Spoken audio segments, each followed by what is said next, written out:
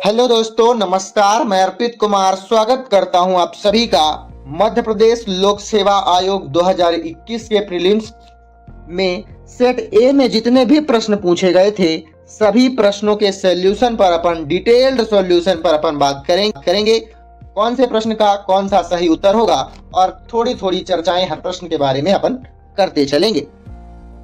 चलिए देखते हैं सेट ए के पहले प्रश्न पर क्या लिखा हुआ था। सूची 1 को सूची 2 से सुमेलित कीजिए और सूचियों के नीचे दिए गए कूट का सही कूट का चयन करना है आपको। पहले सूची में आपको दिया गया है सहायक नदियां और दूसरी सूची में दिया हुआ है जो प्रमुख नदियां हैं। आपको बताना है बेतवा किसकी सहायक नदी है, क्षिप्रा किसकी सहायक नदी है, बेनगंगा किसकी सहायक नदी है और तवा नदी किसकी सहायक नदी है।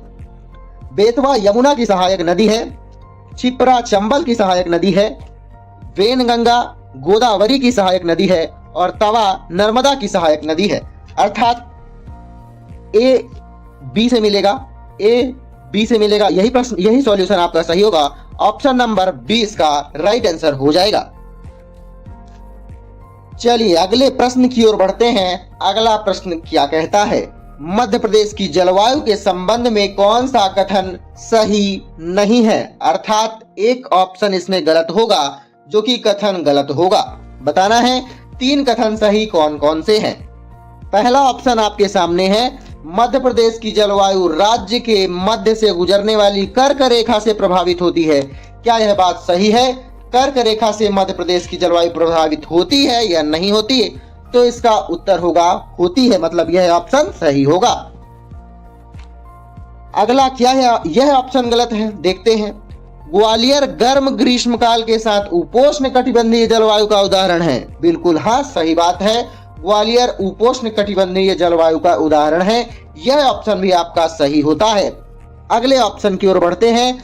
मध्य प्रदेश में अरब सागर की शाखा और बंगाल की खाड़ी की शाखा दोनों से वर्षा होती है। यह ऑप्शन भी बिल्कुल सही है। इस प्रश्न का सही उत्तर होगा ऑप्शन नंबर डी, जो कि कथन गलत है। राज्य की लगभग 50% वर्षा दक्षिण पश्चिम मानसून से प्राप्त होती है। नहीं, इसका डाटा आपको बढ़ाना चाहिए था।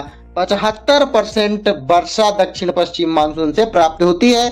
अर्थात इस प्रश्न का सही उत्तर होगा ऑप्शन नंबर डी, क्योंकि इसका कथन ये वाला गलत है।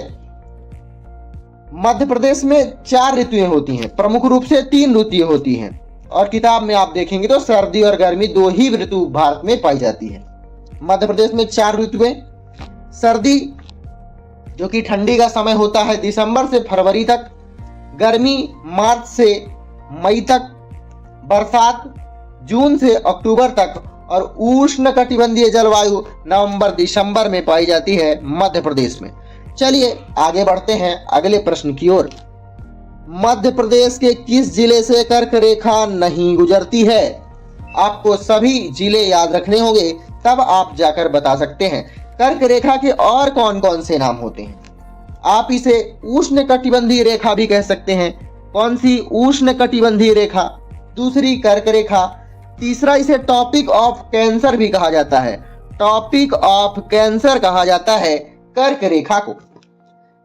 यह रेखा अक्षांश से ऊपरी वृत्त पर स्पष्ट रूप से दिखाई देती है।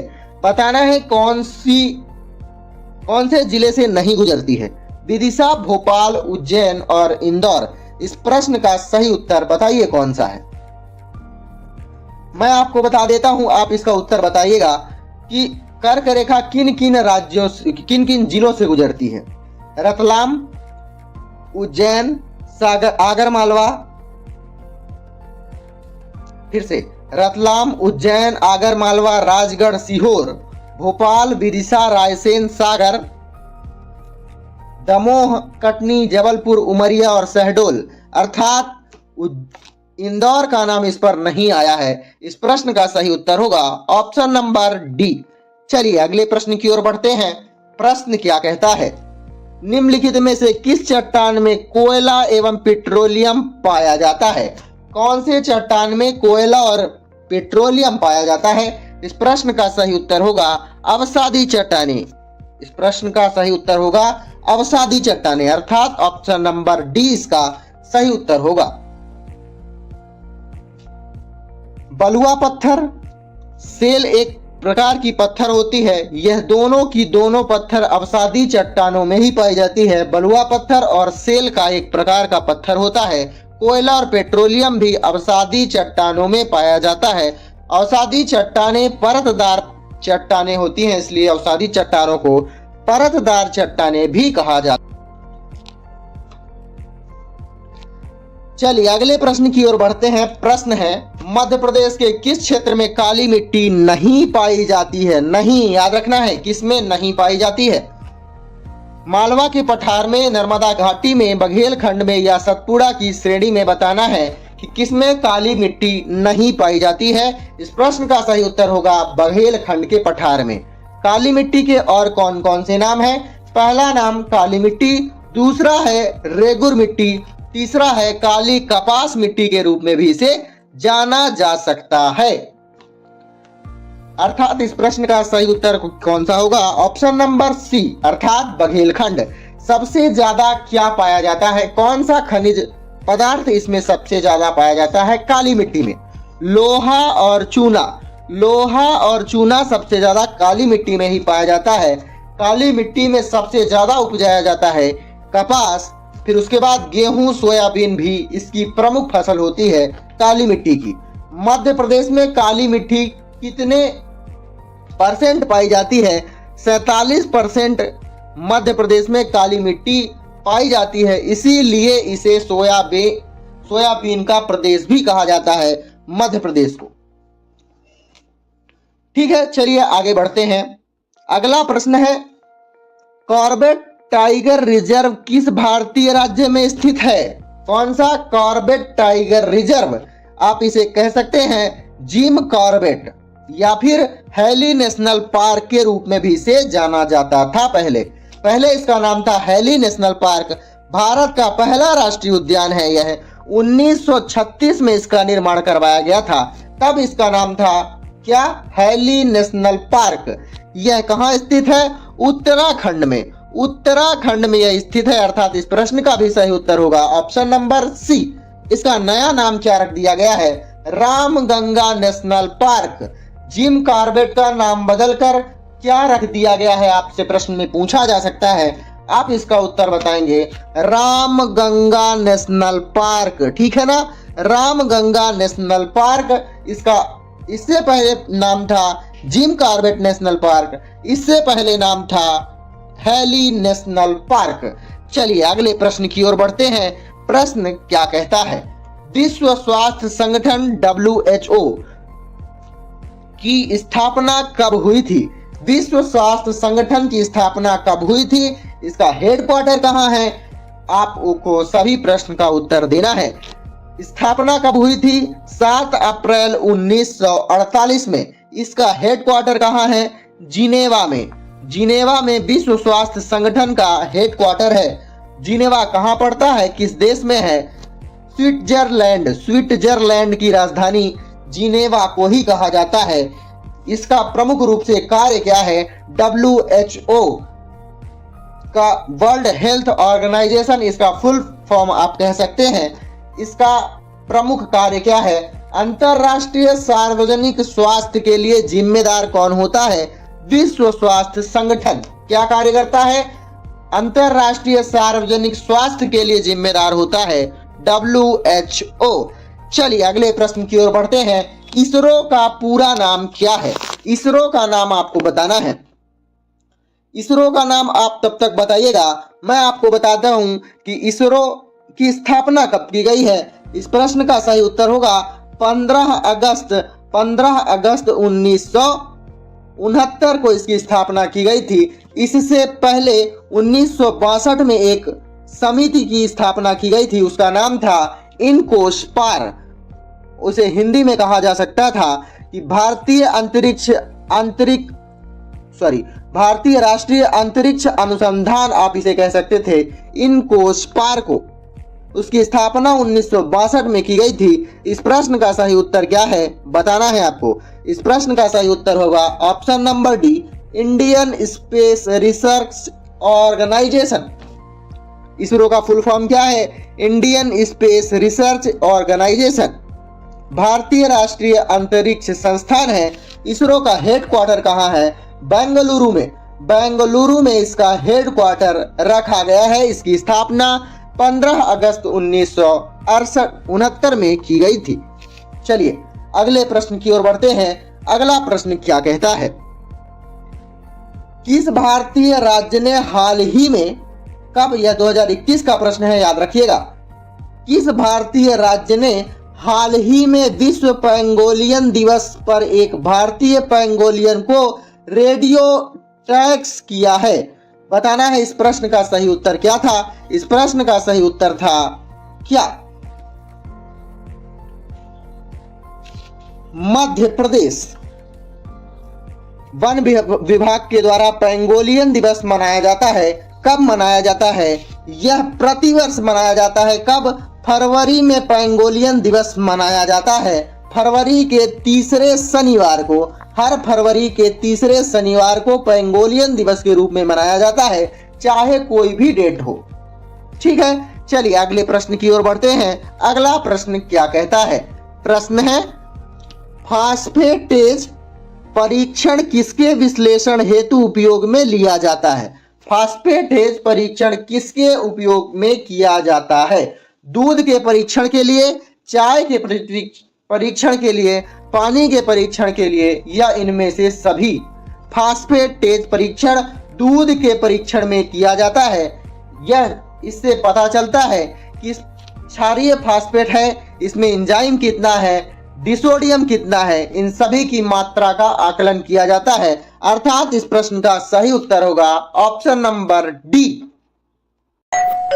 चलिए अगले प्रश्न की ओर बढ़ते हैं। अगला प्रश्न क्या कहता है? प्रश्न है, सारगैसो सागर कहाँ स्थित है? ऑप्शन के रूप में आप कह सकते हैं उत्तरी अटलांटिक महासागर में, दक्षिणी अटलांटिक महासागर में, हिंद महासागर में, या उत्तरी प्रशांत महासागर में। बताइए इस प्रश्न का सही उत्तर क्या होगा? सारगैसो सागर कहाँ स्थित है? इस प्रश्न का सही उत्तर होगा उत्तरी अटलांटिक महासागर में। सारगैसम क्या है? सारगैसम के नाम से ही सारगैसो सागर की उत्पत्ति हुई है, या उसका नाम रखा गया है। सारगैसम क्या है? सारगैसम यह एक प्रकार की शैवाल है जो कि तैरती हुई प्रजाति है। शैवाल की एक तैरती हुई प्रजाति का नाम है सारगैसम। सारगैसो सागर को केवल एक प्रक्रिया से अपन परिभाषित कर सकते हैं। केवल और केवल महासागरीय धाराओं के द्वारा इसकी परिभाषा देना संभव है। अर्थात इस प्रश्न का सही उत्तर क्या होगा? उत्तरी अटलांटिक महासागर। चलिए अगले प्रश्न की ओर बढ़ते हैं। प्रश्न नंबर 12, निम्नलिखित में से किस जलमार्ग का आर्थिक तथा युद्ध नीतिक महत्व अधिक है? कौन सा जलमार्ग है जिसका आर्थिक महत्व तो है ही, लेकिन युद्ध नीतिक महत्व भी सबसे ज्यादा है? सुएज नहर इस प्रश्न का सही उत्तर होगा। सुएज नहर, क्योंकि यह विश्व व्यापार का 12% माल जो आवाजाही होता है उसका 12% विश्व में इसी नहर की प्रक्रिया के द्वारा होता है। सुएज नहर क्यों बनाई गई है? क्या कार्य है? लाल सागर और भूमध्य सागर को जोड़ने का कार्य कौन सा नहर करता है? सुएज नहर कौन कौन से सागरों को जोड़ता है? लाल सागर और भूमध्य सागर को जोड़ने का काम करती है सुएज नहर। चलिए अगले प्रश्न की ओर बढ़ते हैं। प्रश्न क्या कहता है? निम्नलिखित में से कौन सा नवीन पर्वत नहीं है? कौन सा नवीन पर्वत नहीं है? सियरा नेवादा, रॉकी, हिमालय या आल्प्स? बताइए इस प्रश्न का सही उत्तर कौन सा है? कौन सा नवीन पर्वत नहीं है? सबसे पुराना पर्वत कौन सा है? सियरा नेवादा। वलित पर्वत क्या होता है? यह एक वलित पर्वत है। सियरा नेवादा यह एक वलित पर्वत है। यह क्या होता है? ध्यान से सुनिएगा मेरे शब्दों को। सामान्य प्रकार के पहाड़ होते हैं एक प्रकार से, जिसमें दो प्लेटें एक दूसरे के पास आती हैं। ठीक है, यह एक सामान्य से पहाड़ होते हैं जिसमें दो प्लेटें एक दूसरे के पास आती हैं। प्लेटों का आवागमन थोड़ा और पास हो जाता है। इनमें से एक भारी प्लेट जो होती है वह नीचे दब जाती है और जो हल्की प्लेट होती है वह ऊपर चढ़ जाती है। यह पर्वत का निर्माण कर देती है। जो हल्की प्लेट होती है उसे कहते हैं वलित पर्वत। इसके मुख जो होते हैं ऊंचे होते हैं। हिमालय, एंडीज, रॉकी, आल्प्स यह सभी के सभी वलित पर्वत के उदाहरण हैं। इस प्रश्न का सही उत्तर क्या है? सियरा नेवादा। चलिए अगले प्रश्न की ओर बढ़ते हैं। कौन से देशों को मैकमोहन रेखा विभक्त करती है? मैकमोहन रेखा किन दो देशों की सीमा बनाती है? इस प्रश्न का सही उत्तर बताइएगा। भारत और चीन, चीन और अफगानिस्तान, पाकिस्तान और भारत, पाकिस्तान और अफगानिस्तान। तो मैकमोहन रेखा, बताइए इस प्रश्न का सही उत्तर क्या है? मैकमोहन रेखा का निर्माण कब किया गया था? 1913 से 14 के बीच में। 1913-14 में मैकमोहन रेखा का निर्माण किया गया। यह शिमला समझौते पर हुआ था। आप बताइए कौन से देशों के बीच में शिमला समझौता हुआ था? अगर इस प्रश्न का भी अगर आपके पास उत्तर नहीं है तो आप छोड़ दीजिए पढ़ाई, ठीक है। इस प्रश्न का सही उत्तर बताना है, शिमला समझौता किन दो देशों के बीच में हुआ है या मैकमोहन रेखा किन दो देशों के बीच सीमा बनाती है?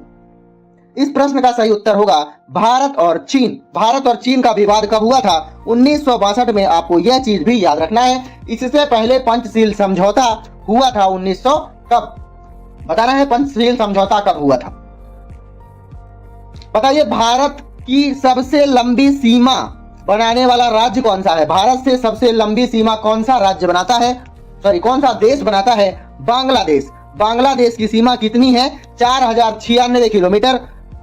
भारत और चीन के बीच में जो सीमा बनाने वाले राज्य कौन कौन से हैं? उत्तराखंड, हिमाचल, अरुणाचल प्रदेश और सिक्किम। 4 राज्य भारत और चीन के बीच में सीमा बनाते हैं। चलिए अगले प्रश्न की ओर बढ़ते हैं। प्रश्न क्या है? ट्रक कृषि से संबंधित है। कृषि किससे संबंधित है? साग सब्जी से, दूध से, अनाज से या मुर्गी पालन से? ट्रक कृषि किसे कहा जाता है? साग सब्जी से। ट्रक को आप शाम को ले जाके रख दो, सुबह तक में ट्रक भर जाएगा, ठीक है। इस प्रश्न का सही उत्तर होगा ऑप्शन नंबर ए, साग सब्जी से। अगले प्रश्न की ओर बढ़ते हैं। संयुक्त राष्ट्र के द्वारा वर्ष 2023 को घोषित किया गया था। क्या घोषित किया गया था संयुक्त राष्ट्र के द्वारा सन 2023 को? इस प्रश्न का सही उत्तर बताना है, क्या होगा? इस प्रश्न का सही उत्तर होगा मोटे अनाज का अंतरराष्ट्रीय वर्ष किसे कहा जाता है? सन 2023 को कहा गया था संयुक्त राष्ट्र के द्वारा। अगले प्रश्न की ओर बढ़ते हैं। विमुक्त जाति दिवस मध्य प्रदेश में किस दिनांक को मनाया जाता है? विमुक्त जाति दिवस मध्य प्रदेश को 31 अगस्त। ऑप्शन नंबर ए इसका सही उत्तर होगा। 31 अगस्त को विमुक्त जाति दिवस मनाया जाता है। अगले प्रश्न की ओर बढ़ते हैं। श्री राम सहाय पांडे किस लोक नृत्य कला से संबंधित है? राई, बिहू, लावनी या नौटंकी? श्री राम सहाय पांडे, इन्हें पद्मश्री से सम्मानित किया गया है सन 2022 में। सागर जिले के नर्तक है, अर्थात नृत्य से संबंधित है। इस प्रश्न का सही उत्तर होगा लोक नृत्य राई। इस प्रश्न का सही उत्तर होगा राई नृत्य से संबंधित है। अगले प्रश्न की ओर बढ़ते हैं। क्या है प्रश्न? है श्रीमती दुर्गा बाई व्याम किस जनजाति कला से संबंधित है? दुर्गा बाई व्याम किस जनजाति कला से संबंधित है? गोंड शैली, भील शैली, बैगा शैली या सहरिया शैली? दुर्गा बाई व्याम किससे संबंधित है? इन्हें भी सन 2022 में कला के क्षेत्र में पद्मश्री से नवाजा गया था। इस प्रश्न का सही उत्तर आपको बताना है। इस किससे संबंधित है? गोंड शैली से संबंधित है। चलिए अगले प्रश्न की ओर बढ़ते हैं और इसका उत्तर आपको बताना है, क्या होगा? प्रश्न नंबर 20 सुमेलित करना है। एक साइड आपके जिले हैं और एक साइड है संभावित उत्पाद। बालाघाट में सबसे ज्यादा संभावित उत्पाद कौन से होते हैं? बैतूल में, खरगोन में, नरसिंहपुर में? इस प्रश्न का सही उत्तर बताना है। सबसे ज्यादा कुटकी, कोदो कुटकी सबसे ज्यादा कहां होता है? बालाघाट में। बैतूल में सबसे ज्यादा सागौन के वृक्ष पाए जाते हैं। खरगोन में सबसे ज्यादा मिर्ची का उत्पादन किया जाता है। और किसका उत्पादन होता है खरगोन में? बताना है आपको कमेंट बॉक्स में। फिलहाल इस प्रश्न पर बने रहिएगा। नरसिंहपुर तुअर दाल और गुड़ के लिए प्रसिद्ध है। बालाघाट किससे है? कोदो कुटकी से। मतलब ऑप्शन नंबर ए का डी आना चाहिए। ए का डी सी में होगा या तो डी में होगा। बैतूल से सागौन संबंधित है, अर्थात बी का सी होगा। बी का सी, ऑप्शन नंबर डी इसका सही उत्तर हो जाएगा। चलिए दोस्तों अगले प्रश्न की ओर बढ़ते हैं। प्रश्न नंबर 21 क्या कहता है? मध्य प्रदेश का वह जिला बताना है जिसमें लिंग अनुपात सबसे कम है। ऑप्शन के रूप में है बालाघाट, डिंडौरी, भिंड या छिंदवाड़ा। सबसे कम लिंगानुपात वाला जिला कौन सा है? इसका सही उत्तर होगा भिंड। भिंड के बाद सबसे कम लिंगानुपात कहाँ है? मुरैना। फिर इसके बाद ग्वालियर। 3 सबसे कम लिंगानुपात वाले जिले भिंड, मुरैना और ग्वालियर हैं। भिंड में लिंगानुपात कितना है? सबसे पहली बात, लिंगानुपात क्या होता है? प्रति 1000 पुरुषों में महिलाओं की संख्या। मान लेते हैं 1000 पुरुष हैं, उसमें महिलाओं की संख्या भिंड में कितनी है? 837। ठीक है, आगे बढ़ते हैं। सबसे ज्यादा लिंगानुपात वाला जिला कौन सा है? बालाघाट। यहाँ 1000 पुरुषों में महिलाओं की संख्या 1021 है, अर्थात यहाँ महिलाएं ज्यादा हैं। इसके बाद सबसे ज्यादा लिंगानुपात वाला जिला कौन सा है? बालाघाट के बाद है अलीराजपुर, फिर मंडला, फिर डिंडौरी। आपको याद रखना है 3 के कम से कम नाम। सबसे ज्यादा लिंगानुपात बालाघाट, सबसे कम लिंगानुपात भिंड जिले में आता है।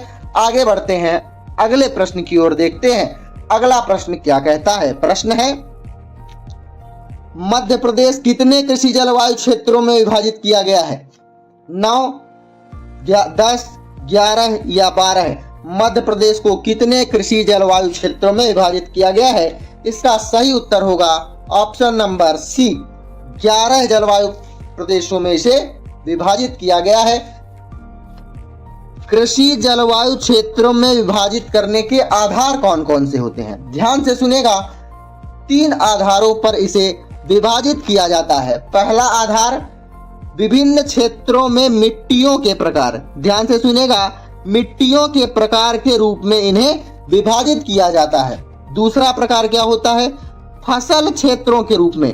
कहीं गेहूं ज्यादा हो रहा है तो कहीं चावल ज्यादा हो रहा है। फसल क्षेत्र के हिसाब से भी कृषि जलवायु को विभाजित किया जाता है। तीसरा इसका आधार होता है औसत वर्षा। औसत वर्षा के आधार पर भी कृषि जलवायु क्षेत्रों को विभाजित किया जाता है। कितने क्षेत्रों में मध्य प्रदेश को विभाजित किया गया है? 11 क्षेत्रों में। अगर आपसे पूछूं मैं कि मध्य प्रदेश में कुल कितने फसल क्षेत्रों में है, मध्य प्रदेश को कुल कितने फसल क्षेत्रों में विभाजित किया गया है? इसका उत्तर होगा 5। 5 फसल क्षेत्रों में मध्य प्रदेश को विभाजित किया गया है। आपको याद रखना है, काफी बार आपसे प्रतियोगी परीक्षाओं में पूछ लिया जाता है। अगले प्रश्न की ओर बढ़ते हैं। प्रश्न नंबर 23 क्या कहता है? किस वर्ष में भारत हैवी इलेक्ट्रिकल लिमिटेड, जिसे भेल के नाम से अपन जानते हैं, इसको महारत्न उद्यम का दर्जा मिला है? इस प्रश्न का सही उत्तर होगा ऑप्शन नंबर सी, 2013 में इसे महारत्न का दर्जा मिला है। ध्यान से सुनिएगा, भेल और गेल आप कह सकते हैं। गेल का फुल फॉर्म क्या होता है? Gas authority of India. भेल का फुल फॉर्म होता है भारत हैवी इलेक्ट्रिकल लिमिटेड और गेल का गैस अथॉरिटी ऑफ इंडिया। इन दोनों को गौतम बुद्ध नगर का दर्जा मिला है। किस नगर का? गौतम बुद्ध नगर का दर्जा किसे मिला है? आपको याद रखना है, भेल को और गेल को। कब मिला है यह दर्जा? 1 फरवरी 2013 को। ठीक है, याद रखने वाली बात है। इस प्रश्न को आप याद रखिएगा। इस प्रश्न का सही उत्तर है ऑप्शन नंबर सी।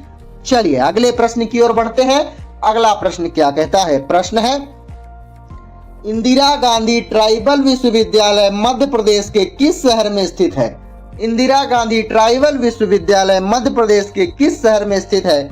महेश्वर, अमरकंटक, मुरैना या दतिया? इंदिरा गांधी ट्राइबल विश्वविद्यालय मध्य प्रदेश के अमरकंटक के अंदर अनूपपुर में स्थित है। अमरकंटक में स्थित है, जो कि अनूपपुर जिले के अंतर्गत आता है। अगर बात की जाए इंदिरा गांधी ट्राइबल विश्वविद्यालय, इसे किस अधिनियम के द्वारा लाया गया? इस विश्वविद्यालय को विश्वविद्यालय अधिनियम सन 2007 के तहत लाया गया और इसकी आधारशिला सन 2008 में रखी गई। कहां? अमरकंटक में। याद रखने वाली बात है, जो ट्राइबल विश्वविद्यालय है इसका उद्देश्य क्या है? इसे स्थापित करने का क्या उद्देश्य है? पहला उद्देश्य आप ध्यान से सुनिएगा, आदिवासियों की विरासत को सुरक्षित रहने का उद्देश्य। आदिवासियों की विरासत को अपन सुरक्षित रखेंगे, ये इस उद्देश्य से इस विश्वविद्यालय की स्थापना की गई। दूसरा उद्देश्य यह है कि शिक्षा के मार्ग को प्रदान किया जाए आदिवासियों को। ठीक है, अगले प्रश्न की ओर बढ़ते हैं। प्रश्न क्या है? ध्यान से सुनिएगा, हिंदुस्तान कॉपर लिमिटेड का कॉपर प्रोजेक्ट मध्य प्रदेश के निम्नलिखित शहरों में से किस शहर में है? Copper project. इस शहर को कॉपर सिटी के नाम से भी जाना जाता है। कॉपर प्रोजेक्ट कहाँ स्थित है? एक हिंट आपको यह भी दे दिया गया है कि कॉपर सिटी के रूप में भी इस शहर को जाना जाता है। इस प्रश्न का सही उत्तर क्या होगा? इस प्रश्न का सही उत्तर है मलज्ज खंड को अपन कॉपर सिटी के रूप में जानते हैं। मलज्ज खंड, यहाँ कॉपर परियोजना की शुरुआत कब हुई थी? 1982 में यहाँ कॉपर परियोजना की शुरुआत की गई थी। कहाँ? मलज्ज खंड में। मलज्ज खंड को एशिया की सबसे बड़ी खुली शाखाओं की खान मानी जाती है। एशिया की सबसे बड़ी खुली शाखाओं की खान कौन सी है? मलज्ज खंड। ठीक है, चलिए अगले प्रश्न की ओर बढ़ते हैं। प्रश्न क्या कहता है? आईटी अधिनियम सन 2000 में महत्वपूर्ण अवधारणाओं को पेश किया गया।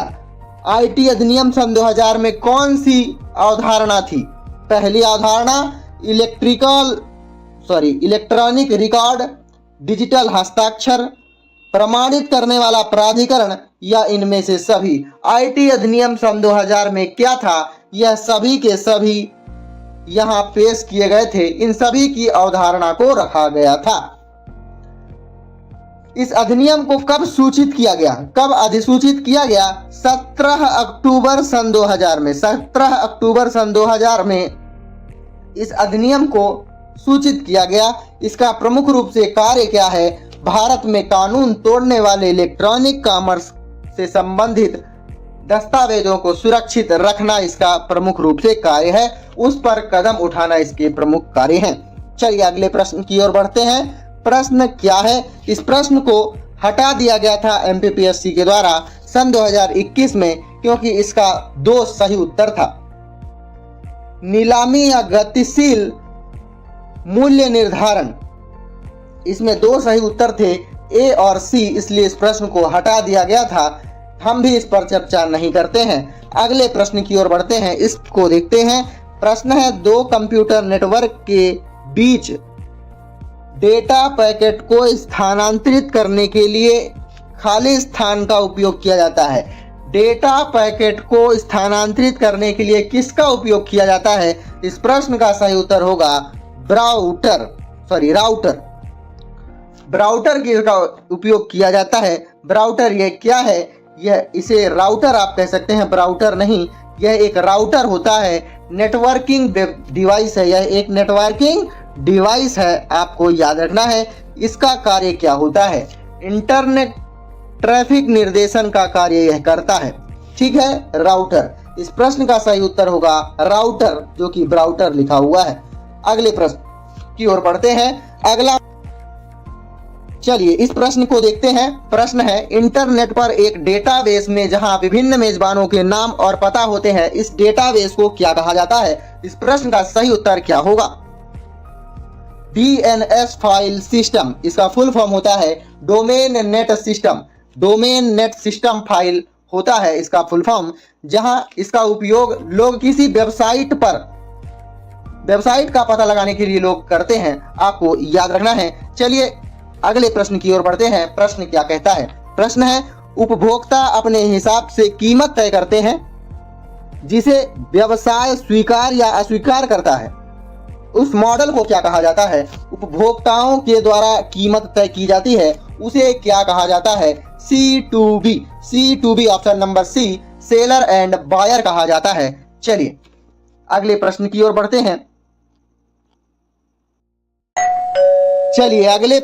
ओर बढ़ते हैं। अगला प्रश्न है, निम्नलिखित में से किस जिले में बैगा विकास अभिकरण नहीं है? मंडला में, शहडोल में, रायसेन में या बालाघाट में? बैगा विकास अभिकरण नहीं है। कहाँ नहीं है? बैगा एक प्रकार से विशेष कमजोर जनजाति के समूहों में गिना जाता है। बैगा समूह को विशेष कमजोर जनजाति समूहों में गिना जाता है। बैगा जनजाति कहाँ कहाँ पाई जाती है? विशेषकर छत्तीसगढ़, झारखंड, बिहार, ओडिशा, पंजाब और मध्य प्रदेश में सबसे ज्यादा बैगा जनजाति पाई जाती है। यह परंपरागत तौर से खानाबदोश जीवन व्यतीत करते हैं। इस प्रश्न का सही उत्तर क्या है? बैगा विकास अभिकरण कहाँ उपस्थित नहीं है? इस प्रश्न का सही उत्तर होगा रायसेन में उपस्थित नहीं है। चलिए अगले प्रश्न की ओर बढ़ते हैं। प्रश्न क्या है? निम्नलिखित में से कौन मध्य प्रदेश के प्रमुख चित्रकार नहीं है? कौन से नहीं है मध्य प्रदेश के प्रमुख चित्रकार? नारायण श्रीधर बेंद्रे, यह क्या मध्य प्रदेश के हैं या नहीं है? जी हाँ, यह चित्रकार भी हैं। इनका जन्म इंदौर में हुआ है। और ध्यान रखने वाली बात तो यह है कि 1992 में इन्हें पद्म भूषण से पुरस्कृत किया गया था, नारायण श्रीधर बेंद्रे को। अगला देखते हैं श्री चिंचालकर, यह भी एक लेखाकार और चित्रकार दोनों के दोनों हैं। यह देवास में जन्मे थे, देवास जिले के अंदर लाओट गांव में इनका जन्म हुआ था। नाना साहब पेंडसे, यह कहाँ के हैं? यह भी लेखक और चित्रकार हैं, लेकिन यह ब्राह्मण समाज से आते हैं और राजस्थान में इनका जन्म हुआ है। यह एक संगीतकार भी हैं। यह कहाँ से आते हैं? राजस्थान में। मतलब इस प्रश्न का सही उत्तर क्या होगा? नाना साहब पेंडसे। अमृतलाल बेगड़ के बारे में अगर बात करें तो यह भी चित्रकार हैं और इनका जन्म जबलपुर में हुआ है। जबलपुर में इनका जन्म हुआ है। चलिए अगले प्रश्न की ओर बढ़ते हैं। इस प्रश्न का सही उत्तर है ऑप्शन नंबर सी। प्रश्न क्या कहता है? किस तीर्थ स्थल का प्राचीन नाम मंधाता है? इस तीर्थ स्थल का नाम सिर्फ मंधाता नहीं है, इसे शिवपुरी भी कहा जाता है, महिष्मति भी कहा जाता है। लेकिन बताना है कि इनमें से क्या कहा जाता है। किस तीर्थ स्थल का नाम मंधाता है? कादमगिरी, ओमकारेश्वर, अमरकंटक या महेश्वर? मंधाता भी कहा जाता है, शिवपुरी भी कहा जाता है, महिष्मति भी कहा जाता है और साथ में इसे ओमकारेश्वर भी कहा जाता है। इस प्रश्न का सही उत्तर होगा ओमकारेश्वर। मंधाता क्या है? मंधाता एक पहाड़ी है, पहाड़ी का नाम मंधाता है, इसलिए इसका नाम भी मंधाता रख दिया गया। ओमकारेश्वर किस जिले में उपस्थित है? यह खंडवा जिले में उपस्थित है।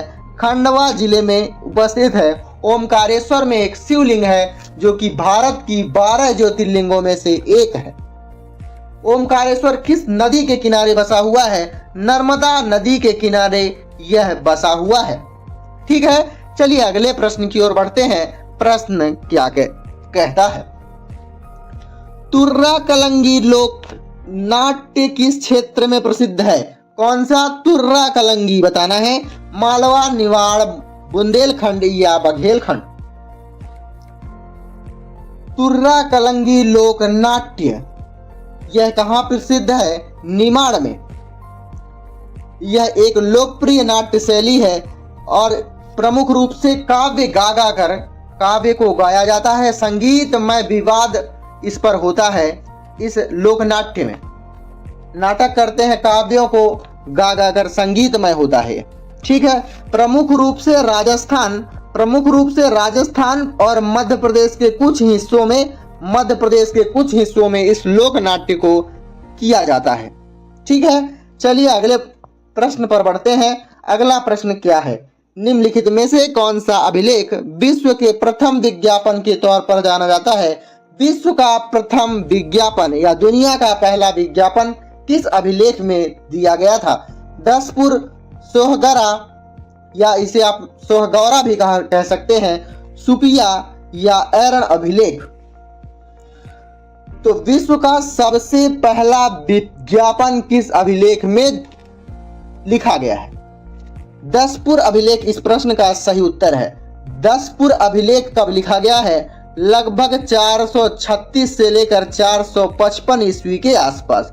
436 से लेकर 455 ईस्वी के आसपास इस अभिलेख पर इस विज्ञापन को छापा गया है।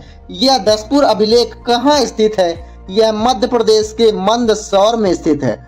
मध्य प्रदेश के मंदसौर में स्थित है। और इस अभिलेख को किस भाषा में लिखा गया है? इस अभिलेख को संस्कृत भाषा में लिखा गया है। किस भाषा में? संस्कृत भाषा में। सोहगरा अभिलेख यह कहाँ है? यह ब्राह्मी लिपि में लिखा गया एक अभिलेख है। यह प्राकृत में भी लिखा गया है और ताम्र अभिलेख है, यह एक प्रकार का ताम्र अभिलेख है, यह सबसे ज्यादा आपके लिए जरूरी है, इसे आप याद रखिएगा।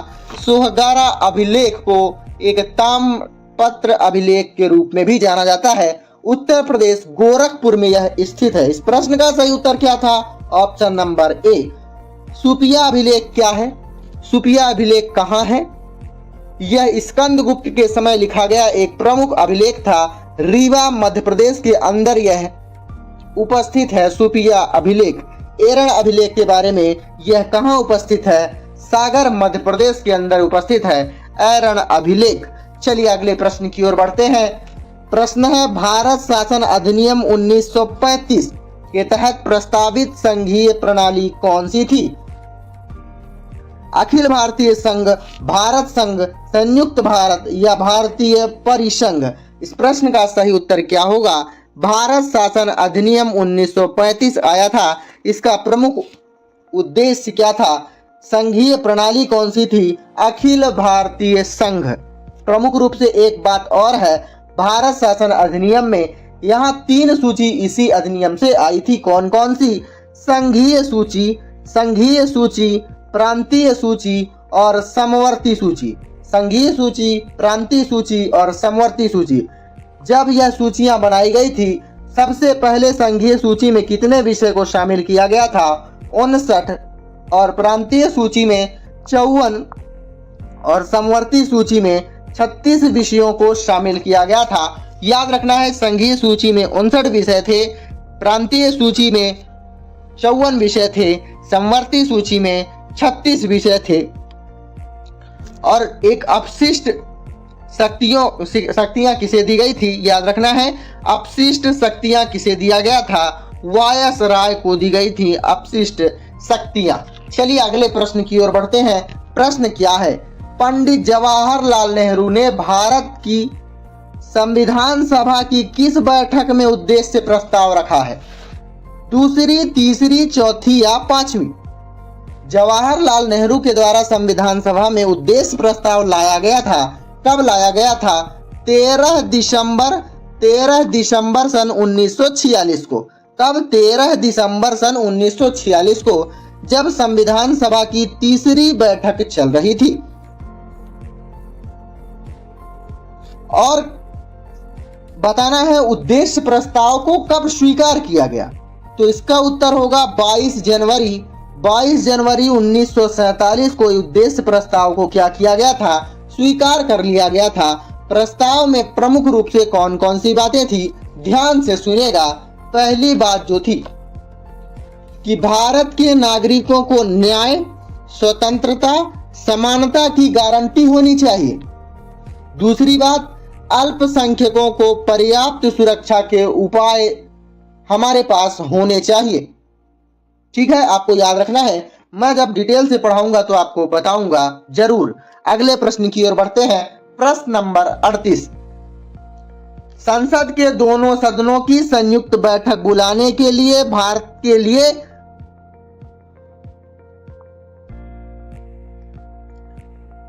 प्रश्न नंबर 38।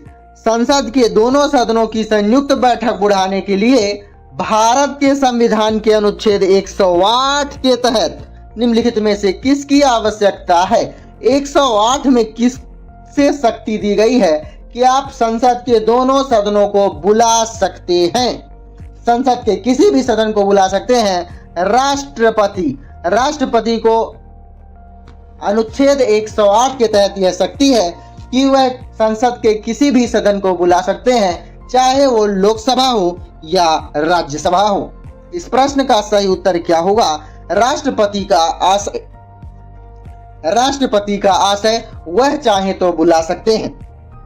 और इसका क्यों बुलाएंगे भाई? विधेयक पर विचार विमर्श करने के लिए, मतदान करने के उद्देश्य से इन दोनों सदनों को बुलाया जा सकता है। ध्यान रखिएगा, दोनों सदनों को जब बुलाया जाएगा तो उसकी अध्यक्षता कौन करेगा? ध्यान से सुनेगा, उसकी अध्यक्षता कौन करेगा?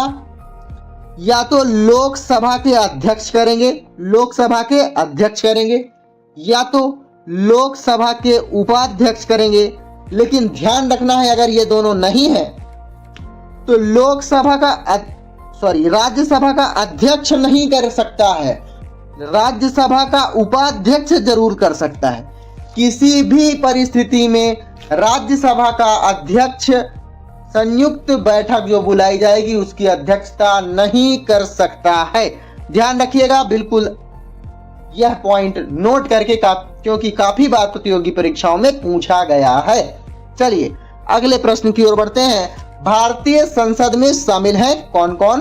राष्ट्रपति, लोकसभा और राज्यसभा। इस प्रश्न का सही उत्तर होगा ऑप्शन नंबर सी।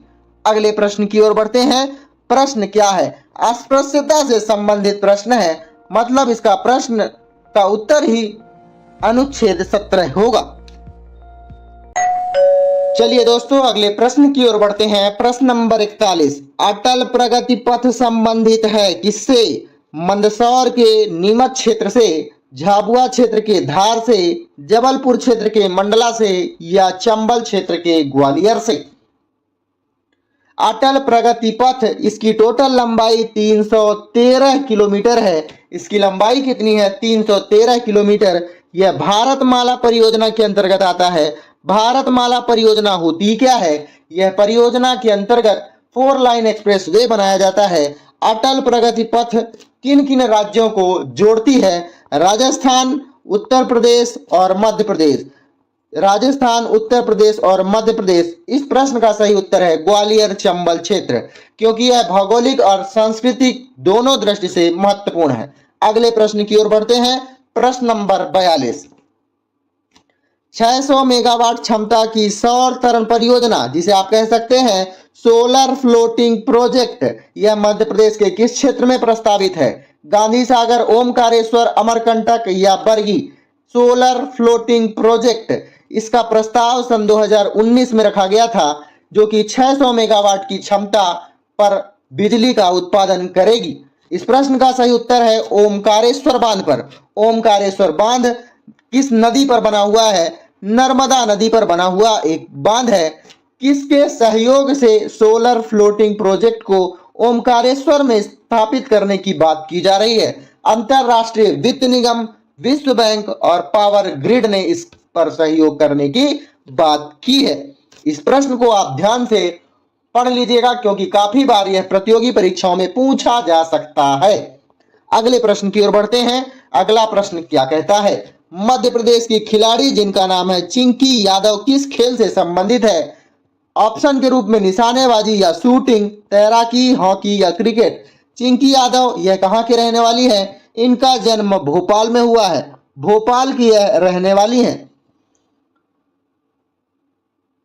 इनका जन्म भोपाल में हुआ है। इन्होंने आज तक 5 स्वर्ण पदक, 2 रजत पदक और 4 कांस्य पदक जीता है। तो याद करने वाली बात है और महत्वपूर्ण पर्सनालिटी है चिंकी यादव।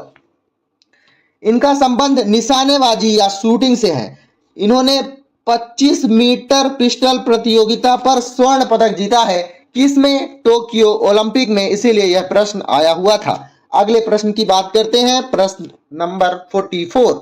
मध्य प्रदेश के खिलाड़ी जिनका नाम है विवेक सागर किस खेल से संबंधित है? निशानेबाजी, तीरंदाजी, हॉकी या क्रिकेट? जिस टीम ने टोक्यो ओलंपिक में कांस्य पदक जीता था, बताइए कौन सी टीम थी जो कि टोक्यो ओलंपिक में कांस्य पदक जीत कर आई थी? Hockey team. इस टीम से संबंधित है विवेक सागर। ठीक है, अगले प्रश्न की ओर बढ़ते हैं। प्रश्न नंबर 44। ज्वालामुखी विस्फोट किस पेटी में सर्वाधिक होता है? किस क्षेत्र में सबसे ज्यादा ज्वालामुखी विस्फोट होता है?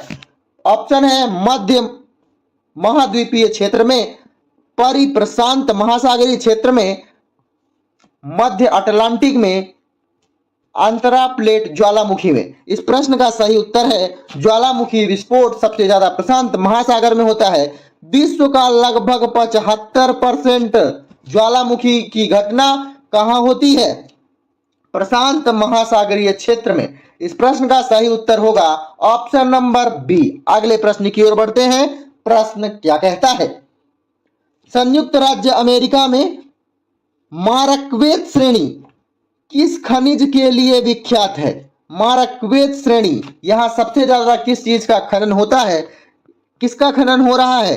1847 से इस चीज का खनन हो रहा है और आज तक चल रहा है, इसलिए इसे मारक्वेत लौह अयस्क श्रेणी के रूप में भी जाना जाता है। मारक्वेत श्रेणी को मारक्वेत लौह अयस्क श्रेणी के रूप में भी जाना जाता है, इसलिए इस प्रश्न का सही उत्तर होगा ऑप्शन नंबर डी। अगले प्रश्न की ओर बढ़ते हैं। अगला प्रश्न क्या है? प्रश्न नंबर 48। निम्नलिखित में से किस नहर ने राजस्थान के पश्चिमी जिलों की कृषि संबंधित गतिविधियों को रूपांतरित कर दिया है? कौन सी नहर बनने पर राजस्थान में बहुत ज्यादा फायदा हुआ है? ऑप्शन के रूप में है कान्हर नहर, रामगंगा नहर, शारदा सहायक नहर और इंदिरा गांधी सागर नहर। ठीक है, बात करते हैं कान्हर नहर। यह नहर कहाँ स्थित है? यह सोनभद्र उत्तर प्रदेश में स्थित है। यह तो उत्तर प्रदेश में है, कहाँ? सोनभद्र जिले में, तो यह तो ऑप्शन में हो ही नहीं सकता। रामगंगा नहर यह कहाँ है? मुरादाबाद, बिजनौर। बिजनौर कहाँ पड़ता है आपको तो पता ही होगा, इस प्रश्न का दूसरा ऑप्शन भी नहीं हो सकता। शारदा सहायक नहर यह भी नहीं है, इस नहर के अंतर्गत शारदा परियोजना चलती है। बताना है शारदा नहर परियोजना जिसकी शुरुआत 1968 से 1969 के बीच में हुई थी। यह परियोजना कहाँ की परियोजना है? यह भी उत्तर प्रदेश की परियोजना है, अर्थात यह भी नहीं होगा। राजस्थान में एक नहर है इंदिरा सागर या फिर इंदिरा गांधी नहर। इसका उद्देश्य पश्चिमी राजस्थान के सूखे रेगिस्तान अर्थात सूखे क्षेत्र को पानी पहुंचाना, हिमालय के द्वारा हिमालय की पानी को पहुंचाना और पीने के लिए एक महत्वपूर्ण सुरक्षा या सुविधा उपलब्ध कराना। प्रश्न का सही उत्तर होगा इंदिरा गांधी नहर। चलिए अगले प्रश्न की ओर बढ़ते हैं। अगला प्रश्न क्या कहता है? प्रश्न नंबर 49।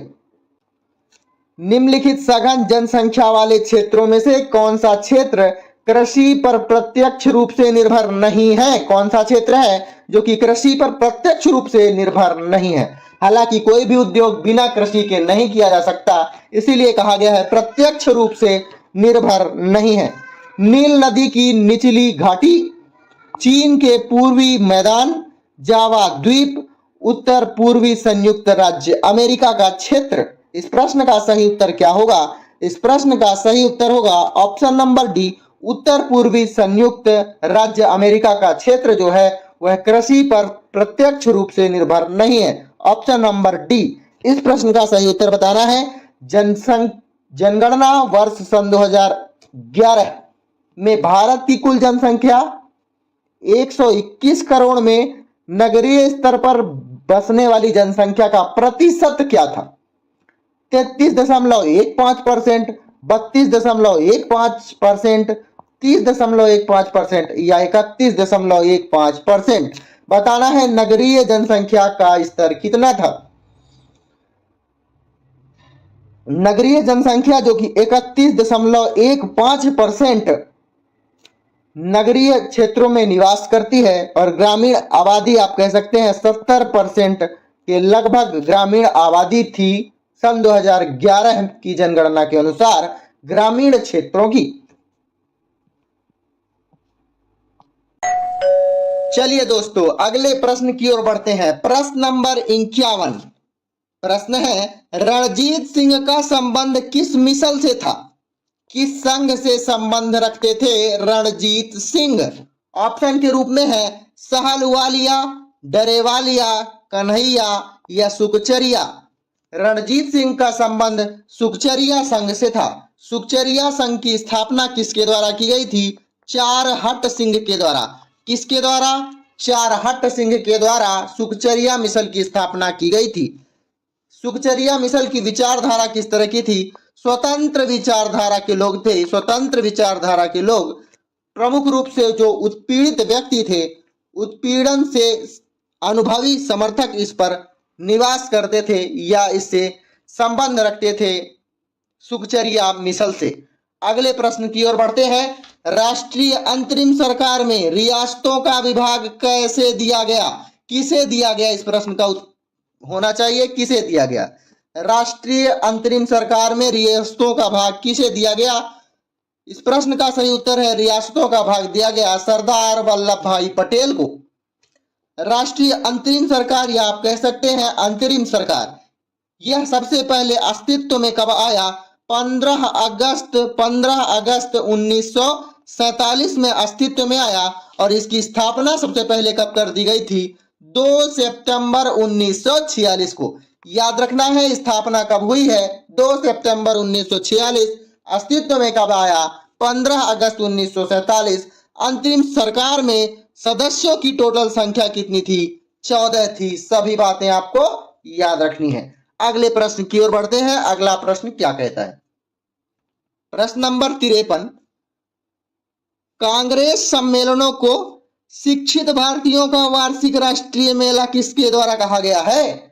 कांग्रेस सम्मेलनों को शिक्षित भारतीयों का वार्षिक राष्ट्रीय मेला कहा गया है। किसके द्वारा कहा गया है? लाला लाजपत राय, बाल गंगाधर तिलक, गोपाल कृष्ण गोखले या बिपिन चंद्र पाल? किसके द्वारा? लाला लाजपत राय के द्वारा कहा गया कि जो कांग्रेस सम्मेलन है वह शिक्षित भारतीयों का वार्षिक सम्मेलन है। लाला लाजपत राय को और किस नाम से जानते हैं? पंजाब का शेर। पंजाब का शेर किसे कहा जाता है? लाला लाजपत राय को पंजाब केसरी के रूप में भी जाना जाता है। लाला लाजपत राय का अन्य नाम है। अगले प्रश्न की ओर बढ़ते हैं। प्रश्न क्या कहता है? महात्मा गांधी ने दांडी यात्रा किस आश्रम से प्रारंभ की है? दांडी यात्रा किस आश्रम से प्रारंभ की गई थी? साबरमती से। साबरमती से। इस प्रश्न का सही उत्तर होगा साबरमती।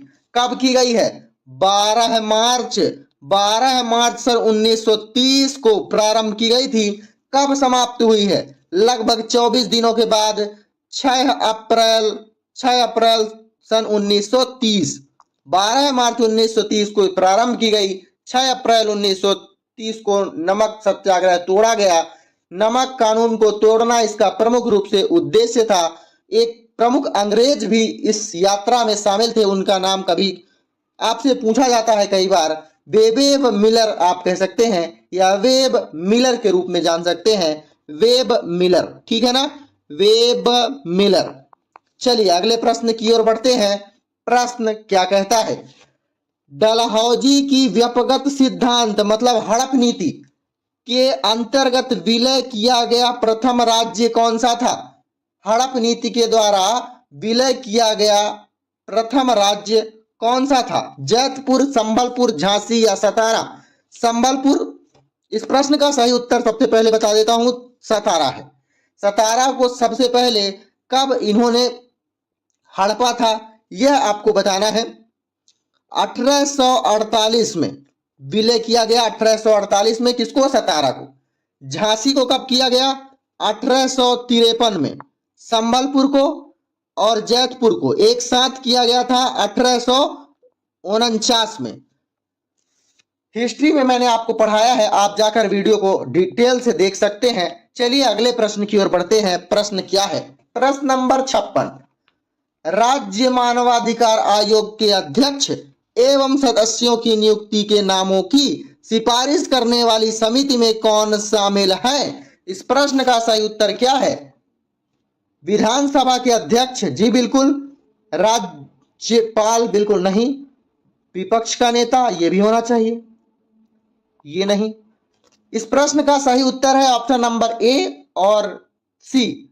अर्थात इस प्रश्न को शायद एमपीपीएससी के द्वारा हटा दिया गया होगा, आप जाकर देख सकते हैं। प्रश्न क्या था? राज्य मानवाधिकार आयोग के अध्यक्ष और सदस्यों की नियुक्ति के नामों की सिफारिश किसके द्वारा की जाती है? विधानसभा के अध्यक्ष के द्वारा और नेता प्रतिपक्ष के द्वारा भी क्या किया जाता है? नियुक्ति के नामों की सिफारिश की जाती है। किसके किसके द्वारा?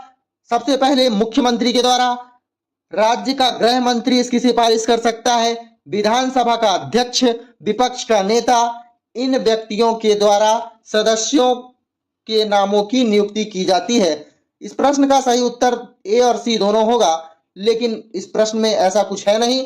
इस प्रश्न को शायद डिलीट कर दिया गया होगा, आप जाकर देख सकते हैं। अगले प्रश्न की ओर बढ़ते हैं। राज्य के मुख्य चुनाव अधिकारी की नियुक्ति कौन करता है? मुख्य चुनाव अधिकारी की नियुक्ति किसके द्वारा की जाती है? इस प्रश्न को एमपीपीएससी के द्वारा विलोपित कर दिया गया था। लेकिन इस प्रश्न का सही उत्तर क्या होगा? राज्य के मुख्य चुनाव अधिकारी की नियुक्ति कौन करता है? नियुक्ति करता है कौन? राज्य का राज्यपाल। राज्यपाल। इस प्रश्न का सही उत्तर तो ऑप्शन नंबर ए है, लेकिन इस प्रश्न को विलोपित कर दिया गया था एमपीपीएससी के द्वारा, पता नहीं क्यों। किस नियुक्ति का अधिकार राज्यपाल को किस अनुच्छेद में मिलता है?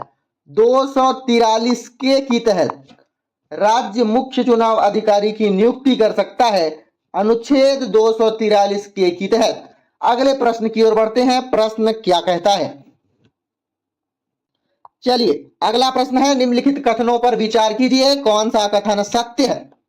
पहला ऑप्शन क्या है? भारत निर्वाचन आयोग के मुख्य निर्वाचन आयुक्त को उच्चतम न्यायालय के न्यायाधीश के वेतन के बराबर समुदाय दिया जाता है, अर्थात मुख्य निर्वाचन आयुक्त और उच्चतम न्यायालय के न्यायाधीश का वेतन बराबर होता है। क्या यह बात सही है? जी हां, यह बात बिल्कुल सही है। भारत निर्वाचन आयोग के जो मुख्य निर्वाचन आयुक्त हैं, उन्हें उच्चतम न्यायालय के मुख्य न्यायाधीश के वेतन के बराबर वेतन मिलता है। यह बिल्कुल सही है। ऑप्शन नंबर बी क्या है? भारत के मुख्य निर्वाचन आयुक्त का कार्यकाल पद ग्रहण करने से 6 वर्ष तक होता है, या तो फिर 65 वर्ष की आयु पूरी हो जाए। किसकी? मुख्य निर्वाचन आयुक्त की। बिल्कुल सही, यह ऑप्शन भी बिल्कुल सही है। 1 और 2 तो होना ही चाहिए। क्या तीसरा ऑप्शन सही है? तीसरा ऑप्शन क्या है? कोई निर्वाचन आयुक्त किसी भी समय मुख्य निर्वाचन आयुक्त को संबोधित स्वहस्ताक्षरित, या फिर कह सकते हैं आप हस्ताक्षर करके दे सकते हैं, किसे? मुख्य निर्वाचन आयुक्त को लेख अपना पद त्याग कर सकता है? नहीं। निर्वाचन आयुक्त को स्थापित करने और हटाने की शक्ति सिर्फ और सिर्फ राष्ट्रपति को होती है। मुख्य चुनाव आयुक्त नहीं कर सकता कुछ भी। किसी भी निर्वाचन आयुक्त को हटाने और रखने की शक्ति सिर्फ और सिर्फ राष्ट्रपति के पास होती है, अर्थात यह ऑप्शन गलत है। कौन सा कथन सत्य है? 1 और 2। ऑप्शन नंबर बी बिल्कुल सही हो जाता है। अगले प्रश्न की ओर बढ़ते हैं। प्रश्न नंबर 59। मध्य प्रदेश लोक सेवा आयोग में अधिकतम कितने सदस्य होंगे? 4, 5, 6 या 7? मध्य प्रदेश लोक सेवा आयोग, इसका गठन कब किया गया था? 1 नवंबर सन 1956 में मध्य प्रदेश लोक सेवा आयोग का गठन किया गया। 5 से अधिक सदस्य नहीं हो सकते, मतलब ऑप्शन नंबर बी बिल्कुल सही हो जाएगा। राज्यपाल इनके मुख्य या फिर आप कह सकते हैं अध्यक्ष की नियुक्ति करता है। लोक सेवा आयोग के अध्यक्ष की नियुक्ति किसके द्वारा की जाती है? राज्यपाल के द्वारा। चलिए अगले प्रश्न की ओर बढ़ते हैं। अगला प्रश्न क्या कहता है?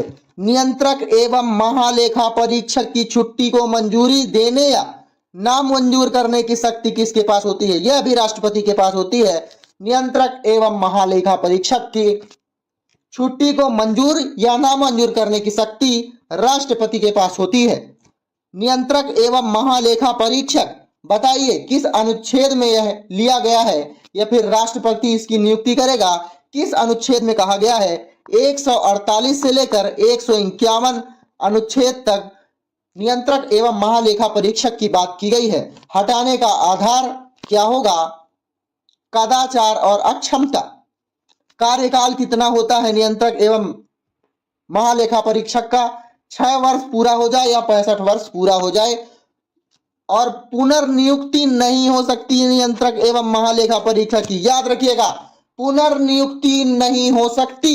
इनका वेतन किसके बराबर होता है? उच्च न्यायालय के न्यायाधीश के बराबर होता है। नियंत्रक एवं महालेखा परीक्षक का किसके बराबर होता है? उच्च न्यायालय के न्यायाधीश के बराबर। चलिए दोस्तों अगले प्रश्न की ओर बढ़ते हैं। अगला प्रश्न है प्रश्न नंबर 61। वर्चुअल कीबोर्ड से यह प्रश्न है। वर्चुअल कीबोर्ड, जिसे अपन keyboard, touch pad, touch screen किसी भी रूप में जान सकते हैं, ये सब मिलकर कंप्यूटर की सुरक्षा करते हैं। किस प्रकार की सुरक्षा करते हैं कंप्यूटर की? कंप्यूटर से पासवर्ड चोरी ना हो, ट्रोजन प्रोग्राम, स्पाईवेयर से, या इन सभी से। तो जो भी वर्चुअल कीबोर्ड होते हैं कंप्यूटर की, इन सभी से रक्षा करते हैं। इस प्रश्न का सही उत्तर होगा option number D. Virtual keyboard क्या होता है मैं आपको बता दिया।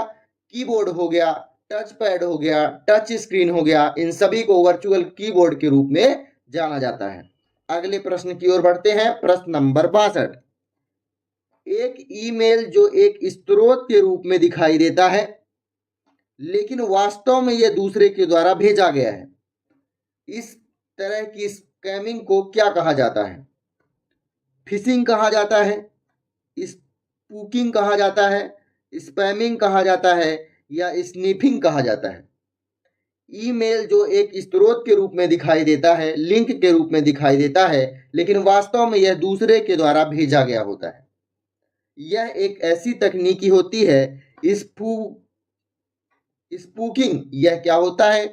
यह एक ऐसी तकनीकी होती है जिसके माध्यम से साइबर अपराधी खुद को एक ज्ञात, एक विश्वसनीय स्रोत बताता है और कंप्यूटर की पासवर्ड चोरी कर लेता है या उससे संबंधित सभी जानकारी एकत्रित कर लेता है।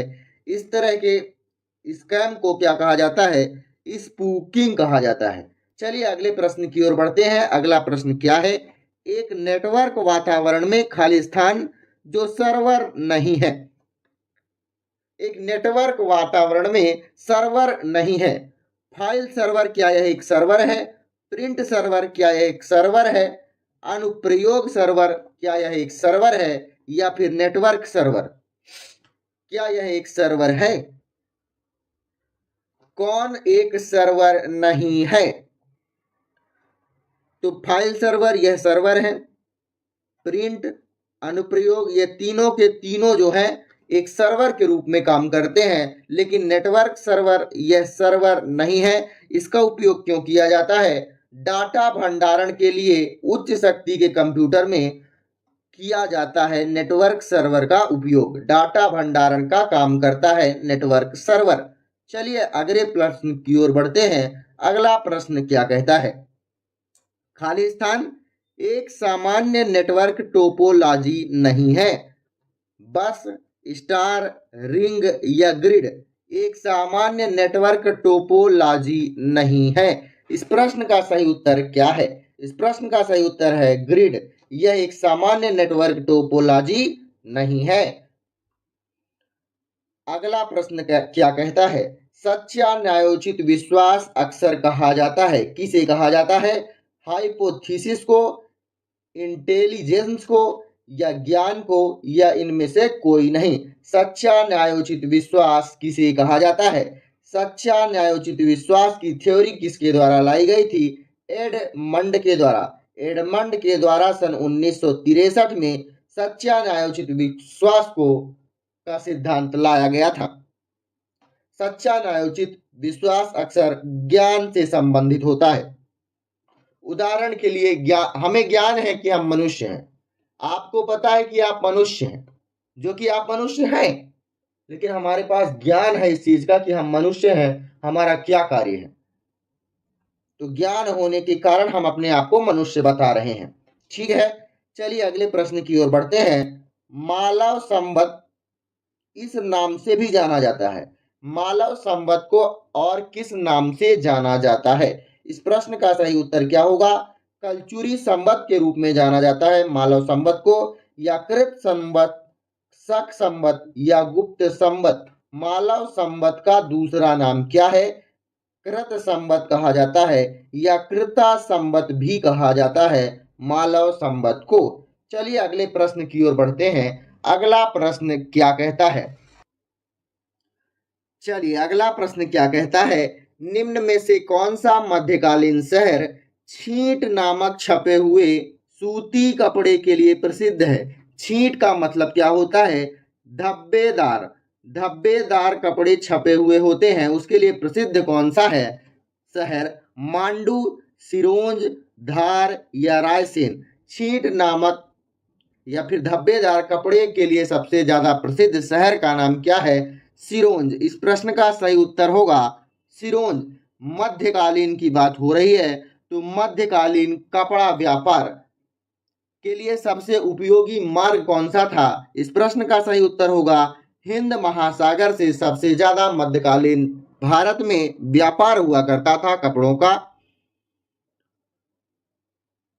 वस्त्रों का सबसे बड़ा प्लस प्रतिस्पर्धी व्यापार माना जाता था कब? मध्यकालीन भारत में। वस्त्रों का व्यापार सबसे बड़ा प्रतिस्पर्धी व्यापार और सबसे बड़ा व्यापार माना जाता था। 16वीं शताब्दी में गुजरात इसका केंद्र रहा है। इस प्रश्न का सही उत्तर होगा सिरोंज। छींट नामक वस्त्र से समझ में आया। छींट नामक वस्त्र का सबसे ज्यादा पहली बार उत्पादन कहाँ किया गया? गोलकुंडा में हुआ करता था, जो कि अब हैदराबाद में पड़ता है। कहाँ? गोलकुंडा में। चलिए अगले प्रश्न की ओर बढ़ते हैं। प्रश्न क्या है? निम्न में से कौन सा कथन मध्य प्रदेश में स्वतंत्रता आंदोलन से संबंधित असत्य कथन है? असत्य कथन बताना है।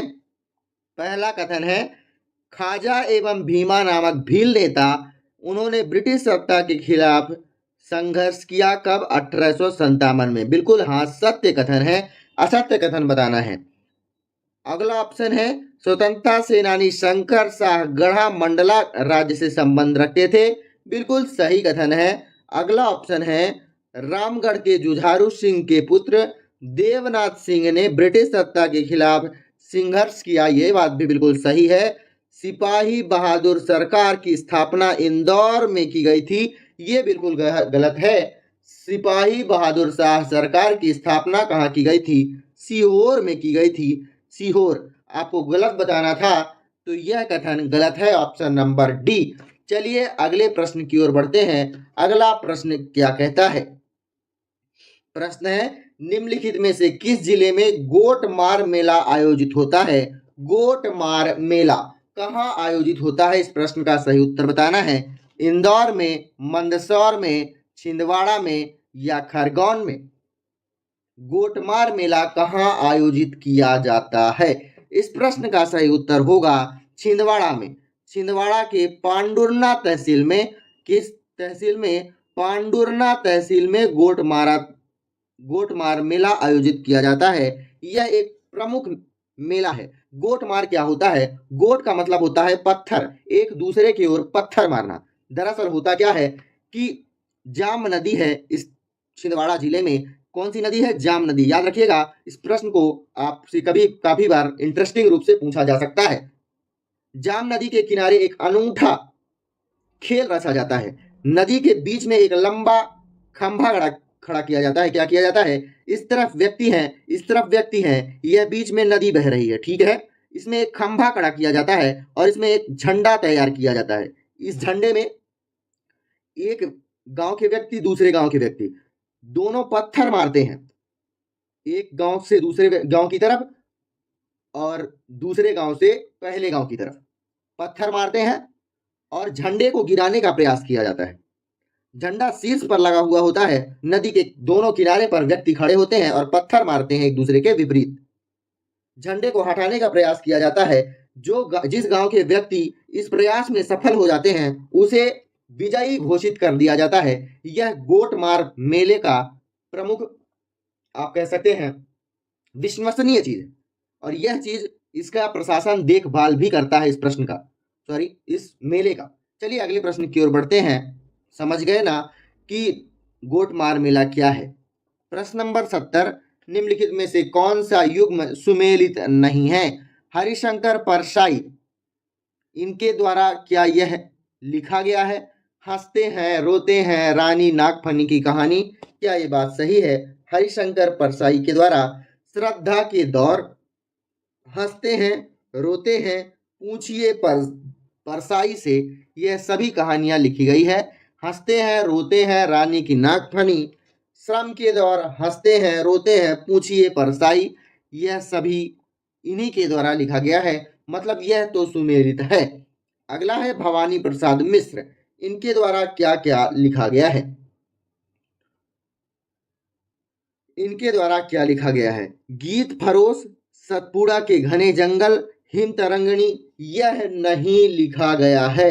हिम तरंगणी, गीत फरोश, सतपुड़ा के घने जंगल, यह सभी किसकी रचना है? यह सभी रचना है माखनलाल चतुर्वेदी की। माखनलाल चतुर्वेदी की। बुनी हुई रस्सी, यह भी माखनलाल चतुर्वेदी की है। भवानी प्रसाद मिश्र, इन्हें 1972 में साहित्य का अकादमी पुरस्कार मिला हुआ है। इस प्रश्न का सही उत्तर होगा ऑप्शन नंबर बी, क्योंकि यह गलत है। गजानन माधव मुक्तिबोध, चांद का मुख टेढ़ा है, काठ का सपना, यह सभी किसके द्वारा लिखा गया? गजानन माधव मुक्तिबोध के द्वारा। इनका जन्म 13 नवंबर सन 1917 में हुआ। 1917 में इनका जन्म हुआ, 1964 में इनकी मृत्यु हो गई। गजानन माधव मुक्तिबोध, केशवदास, रसिक प्रिय, कवि प्रिय, ये सभी रचना है केशवदास की। चलिए इस प्रश्न के बाद अगले प्रश्न की ओर बढ़ते हैं।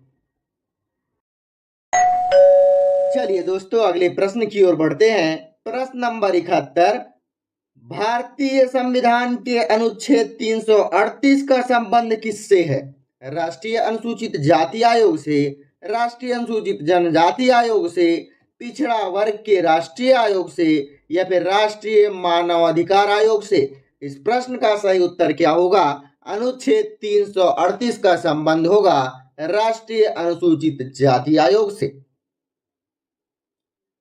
अनुच्छेद 338 में क्या बताया गया है राष्ट्रीय अनुसूचित जाति आयोग के बारे में?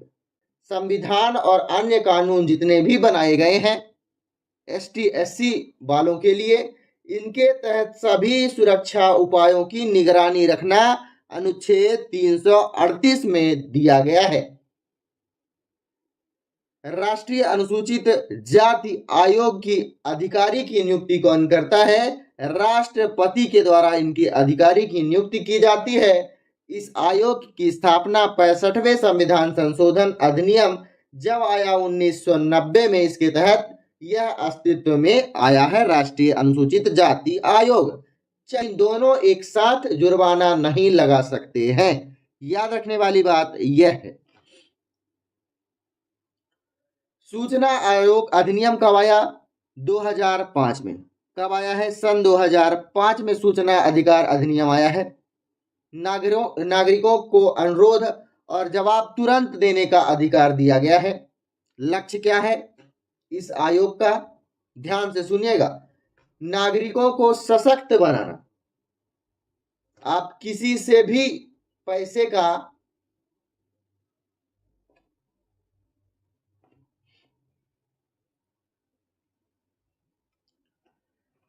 चलिए अगले प्रश्न की ओर बढ़ते हैं। प्रश्न है सूचना का अधिकार अधिनियम जो कि सन 2005 में आया है। इसकी धारा 20 के अंतर्गत निम्नलिखित में से कौन जुर्माना लगा सकता है? केवल केंद्रीय सूचना आयोग के द्वारा जुर्माना लगाया जा सकता है, राज्य सूचना आयोग जुर्माना लगा सकता है। केवल और केवल लिखा हुआ है, याद रखिएगा। केंद्रीय सूचना आयोग या राज्य सूचना आयोग, इन दोनों के द्वारा जुर्माना लगाया जा सकता है, या फिर उच्च न्यायालय, केंद्रीय सूचना आयोग या राज्य सूचना आयोग, इनमें से तीनों में कोई भी जुर्माना लगा सकता है। तो ध्यान रखने वाली बात है, तो केंद्र भी जुर्माना लगा सकता है और राज्य भी जुर्माना लगा सकता है, लेकिन एक साथ कोई भी जुर्माना नहीं लगा सकता। इस प्रश्न का सही उत्तर होगा ऑप्शन नंबर ए, या तो केंद्रीय सूचना आयोग के द्वारा जुर्माना लगाया जाएगा या तो राज्य सूचना आयोग के द्वारा जुर्माना लगाया जाएगा। तो सूचना का अधिकार अधिनियम कब आया है? सन 2005 में। याद रखने वाली बात है, इसका प्रमुख उद्देश्य क्या है? नागरिकों के अनुरोध पर जवाब तुरंत देना होगा, चाहे वो कलेक्टर हो, सरपंच हो या सचिव हो, कोई भी हो, कोई भी अधिकारी हो, सरकारी अधिकारी हो, तो किसी भी नागरिक के द्वारा सूचना का आयोग होगा। मान लेते हैं कि कोई सड़क बन रही है ग्राम पंचायत में, कोई सड़क बन रही है और नागरिक को लगा कि इसमें 50,000 या 1 लाख का घपला हुआ है, तो आप सचिव के ऊपर आप सूचना का अधिकार के रूप में पेश कर सकते हैं कि आप बताएं कि इस रोड का बिल कहाँ लगा, कितने का क्या सामान लगा, सभी चीजें आप मांग सकते हैं। इसका प्रमुख रूप से लक्ष्य क्या है? ध्यान से सुनिएगा। नागरिकों को सशक्त बनाना, सरकारी कार्यों में जवाबदेही नागरिकों की हो जाना,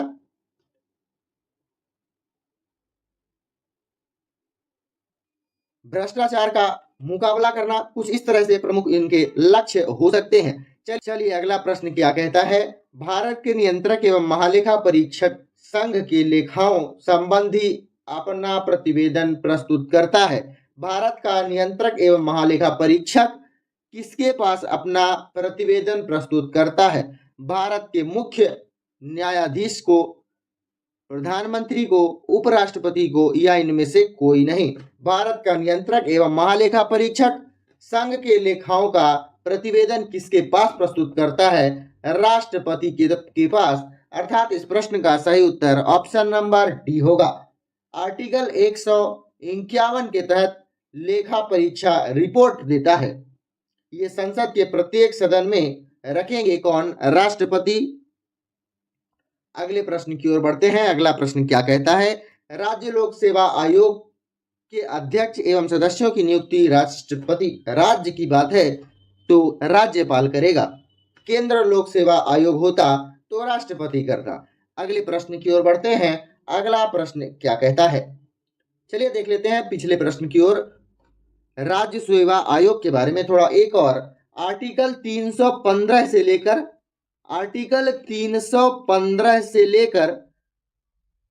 324 तक राज्य सेवा आयोग की शक्तियों के बारे में बात की गई है।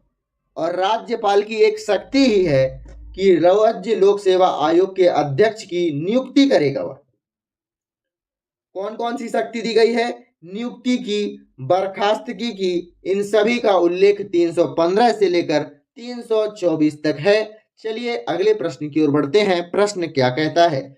विकास निगरानी और मूल्यांकन कार्यालय का गठन कब किया गया है? भारत में विकास निगरानी और मूल्यांकन कार्यालय का गठन कब किया गया है? इस प्रश्न का सही उत्तर बताना है। 18 सितंबर सन 2015, 18 सितंबर सन 2016, 18 दिसंबर सन 2015 या 18 दिसंबर सन 2016। इस प्रश्न का सही उत्तर होगा 18 सितंबर सन 2015 को विकास निगरानी और मूल्यांकन कार्यालय की स्थापना कर दी गई थी। किसके द्वारा की गई थी? किसके अंतर्गत यह कार्य करता है? किसके अंतर्गत यह काम करता है? नीति आयोग, जिसकी स्थापना सन 2015 में 1 जून को की गई थी। इसका प्रमुख रूप से कार्य क्या है? मूल्यांकन करना। ठीक है, चलिए अगले प्रश्न की ओर बढ़ते हैं। अगला प्रश्न क्या कहता है? प्रश्न नंबर 76 क्या है? मध्य प्रदेश के निम्नांकित राज्यपालों में से कौन भारत की संविधान सभा के सदस्य नहीं रहे हैं? इस प्रश्न को हटा दिया गया था मध्य प्रदेश के द्वारा। इस प्रश्न का सही उत्तर क्या होगा? विलोपित कर दिया गया था इस प्रश्न को। तो मैं सबसे पहले आपको बता देता हूं कि HP पाटस्कर यह राज्यपाल थे। निरंजन नाथ वांचू राज्यपाल थे। सत्यनारायण सिन्हा यह भी राज्यपाल थे। KC रेड्डी यह भी सभी के सभी राज्यपाल थे। वांचू ने कार्यकाल कब से कब तक किया? 1977 से लेकर 1978 तक। सिन्हा ने कार्यकाल कब तक किया? 1971 से लेकर 1977 तक। रेड्डी ने कार्यकाल कब तक किया? 1965 से लेकर 1966 तक। लेकिन प्रश्न है, इस प्रश्न को तो हटा दिया गया था तो अपन इस पर ज्यादा बात ही नहीं करते। अगले प्रश्न की ओर बढ़ जाते हैं। प्रश्न क्या कहता है? मध्य प्रदेश के निम्नांकित मुख्यमंत्रियों में से कौन अपने कार्यकाल के दौरान मध्य प्रदेश विधानसभा के सदस्य के नेता नहीं रहे हैं? इस प्रश्न का सही उत्तर बताना है आपको। क्या है? गोविंद नारायण सिंह यह मध्य प्रदेश विधानसभा के सदन के नेता नहीं रहे हैं। विधानसभा सदन के नेता नहीं थे, लेकिन मुख्यमंत्रियों के रूप में यह कार्य किए थे। प्रकाश चंद्र सेठी यह मध्य प्रदेश के 8वें मुख्यमंत्री थे। 1972 से लेकर 1975 तक इन्होंने कार्य किया। गोविंद नारायण सिंह यह कब से कब तक कार्य किए हैं आपको बताना है। यह 5वें फिफ्थ CM थे। 1967 से लेकर 1969 तक इन्होंने कार्य किया है। लोक सेवा दल के पार्टी के संस्थापक थे। यह इन्हें क्या कहा जाता है? लोक सेवक दल पार्टी के संस्थापक के रूप में जाना जाता है गोविंद नारायण सिंह को। बाबूलाल गौर ने 16वें सीएम के रूप में मध्य प्रदेश में कार्य किया है। यह 10 बार विधानसभा चुनाव जीते हैं, 8 बार दक्षिणी भोपाल से, 2 बार गोविंदपुरा से। आपको सभी चीजें याद रखना है। कैलाश जोशी यह 9वें सीएम थे मध्य प्रदेश के। इस प्रश्न का सही उत्तर क्या होगा? विधानसभा में सदन के नेता नहीं थे कौन? गोविंद नारायण सिंह। बाकी सब सीएम भी थे और विधानसभा में सदन के नेता भी रहे हैं। अगला प्रश्न देख लेते हैं। निम्नलिखित में से कौन मध्य प्रदेश विधानसभा के सामयिक अध्यक्ष या फिर यूं कहें प्रोटेम स्पीकर अध्यक्ष व उपाध्यक्ष के पद पर रहे हैं? कौन रहा है? इस प्रश्न का सही उत्तर बताना है। इस प्रश्न का सही उत्तर है रामकिशोर शुक्ला। यह प्रोटेम स्पीकर रहे हैं, अध्यक्ष रहे हैं या उपाध्यक्ष के रूप में भी इन्होंने कार्य किया है। अगले प्रश्न की ओर बढ़ते हैं। अगला प्रश्न है 79। अगला प्रश्न देख लेते हैं। मध्य प्रदेश में सरपंच और उप सरपंच की अनुपस्थिति में ग्राम सभा की बैठक की अध्यक्षता कौन करेगा? खंड विकास अधिकारी, ग्राम पंचायत का सचिव या फिर इस प्रयोजन हेतु ग्राम सभा की बैठक में उपस्थित सदस्यों द्वारा निर्वाचित संबंधित ग्राम पंचायत का सबसे बुजुर्ग व्यक्ति या फिर इस प्रयोजन में उपस्थित ग्राम सभा की बैठक में उपस्थित सदस्यों द्वारा निर्वाचित संबंध ग्राम पंचायत का पंच बताना है। इस प्रश्न का सही उत्तर क्या होगा? अगर सरपंच और उप सरपंच अनुपस्थित हैं ग्राम सभा की बैठक में तो कौन अध्यक्षता करेगा? खंड विकास का अधिकारी नहीं करेगा, ग्राम पंचायत का सचिव नहीं करेगा, सबसे बुजुर्ग व्यक्ति नहीं करेगा। जो भी पंच चुना जाएगा उस बैठक से वही अध्यक्षता करेगा। पंच होते हैं सभी ग्राम पंचायत में, तो किसी एक पंच को चुना जाएगा, वही अध्यक्षता करेगा। किस अधिनियम के अनुसार? ग्राम स्वराज अधिनियम 1993 के अनुसार। ग्राम स्वराज अधिनियम 1993 के अनुसार सरपंच नहीं होते तो बैठकों की अध्यक्षता उप सरपंच करता है और उप सरपंच भी नहीं होते तो सदस्यों के द्वारा एक पंच को चुना जाता है। अगले प्रश्न की ओर बढ़ते हैं। मध्य प्रदेश में निम्नांकित में से कौन जिला पंचायत का स्थायी समिति है? कौन सी समिति जिला पंचायत की स्थायी समिति है? इस कूट का उपयोग करके बताना है। सामान्य प्रशासन समिति, कृषि समिति, शिक्षा समिति, क्या यह तीनों की तीनों स्थायी समिति है? जी हाँ, इस प्रश्न का सही उत्तर होगा ऑप्शन नंबर डी। जिला पंचायत में प्रत्येक जिले में एक जिला पंचायत होता है और प्रत्येक बड़े जिले में एक नगर निगम होता है और प्रत्येक नगर निगम में एक सामान्य प्रशासन समिति स्थायी रूप से बैठती है, कृषि समिति एक स्थायी रूप से बैठती है और शिक्षा समिति भी एक स्थायी रूप से अपना स्थान जमा कर बैठती है। इस प्रश्न का सही उत्तर होगा ऑप्शन नंबर डी। चलिए दोस्तों अगले प्रश्न की ओर बढ़ते हैं। प्रश्न नंबर 81। सूची 1 को सूची 2 से सुमेलित कीजिए तथा सही दिए गए सही कूट का चयन कीजिए। सूची 1 में आपके है राष्ट्रीय राजमार्ग, सूची 2 में है गुजरता कहां से है। राष्ट्रीय राजमार्ग कहां से गुजरता है? 30 गुजरता है जबलपुर से। राष्ट्रीय राजमार्ग NH30 का संबंध और किस किस से है? NH30 राष्ट्रीय राजमार्ग NH9 से जुड़ता है। कहाँ? उत्तराखंड, सितारगंज में। कहाँ? सितारगंज में। और NH65 से जुड़ता है कहाँ? आंध्र प्रदेश में। याद रखना है। राष्ट्रीय राजमार्ग कहाँ से कहाँ तक जुड़ता है? NH9 से और NH65 से। राष्ट्रीय राजमार्ग 39 यह खजुराहो में पड़ता है। इसका BA नंबर, A का 4, B का फर्स्ट, A का 4, B का फर्स्ट। B का फर्स्ट तो सिर्फ एक में ही है, मतलब ऑप्शन नंबर A तो इसका सही हो जाएगा। B का 4, A का फर्स्ट A में भी है और C में भी है, अर्थात D और B तो हट जाएगा। राष्ट्रीय राजमार्ग 39 कहां से कहां तक जुड़ता है? यह उत्तर प्रदेश के खजुराहो से लेकर NH20 झारखंड रांची तक चलता है। मतलब बी का फर्स्ट तो होगा ही। आगे बढ़ते हैं। राष्ट्रीय राजमार्ग 46 यह भोपाल से संबंध रखता है। भोपाल से मतलब तीसरे का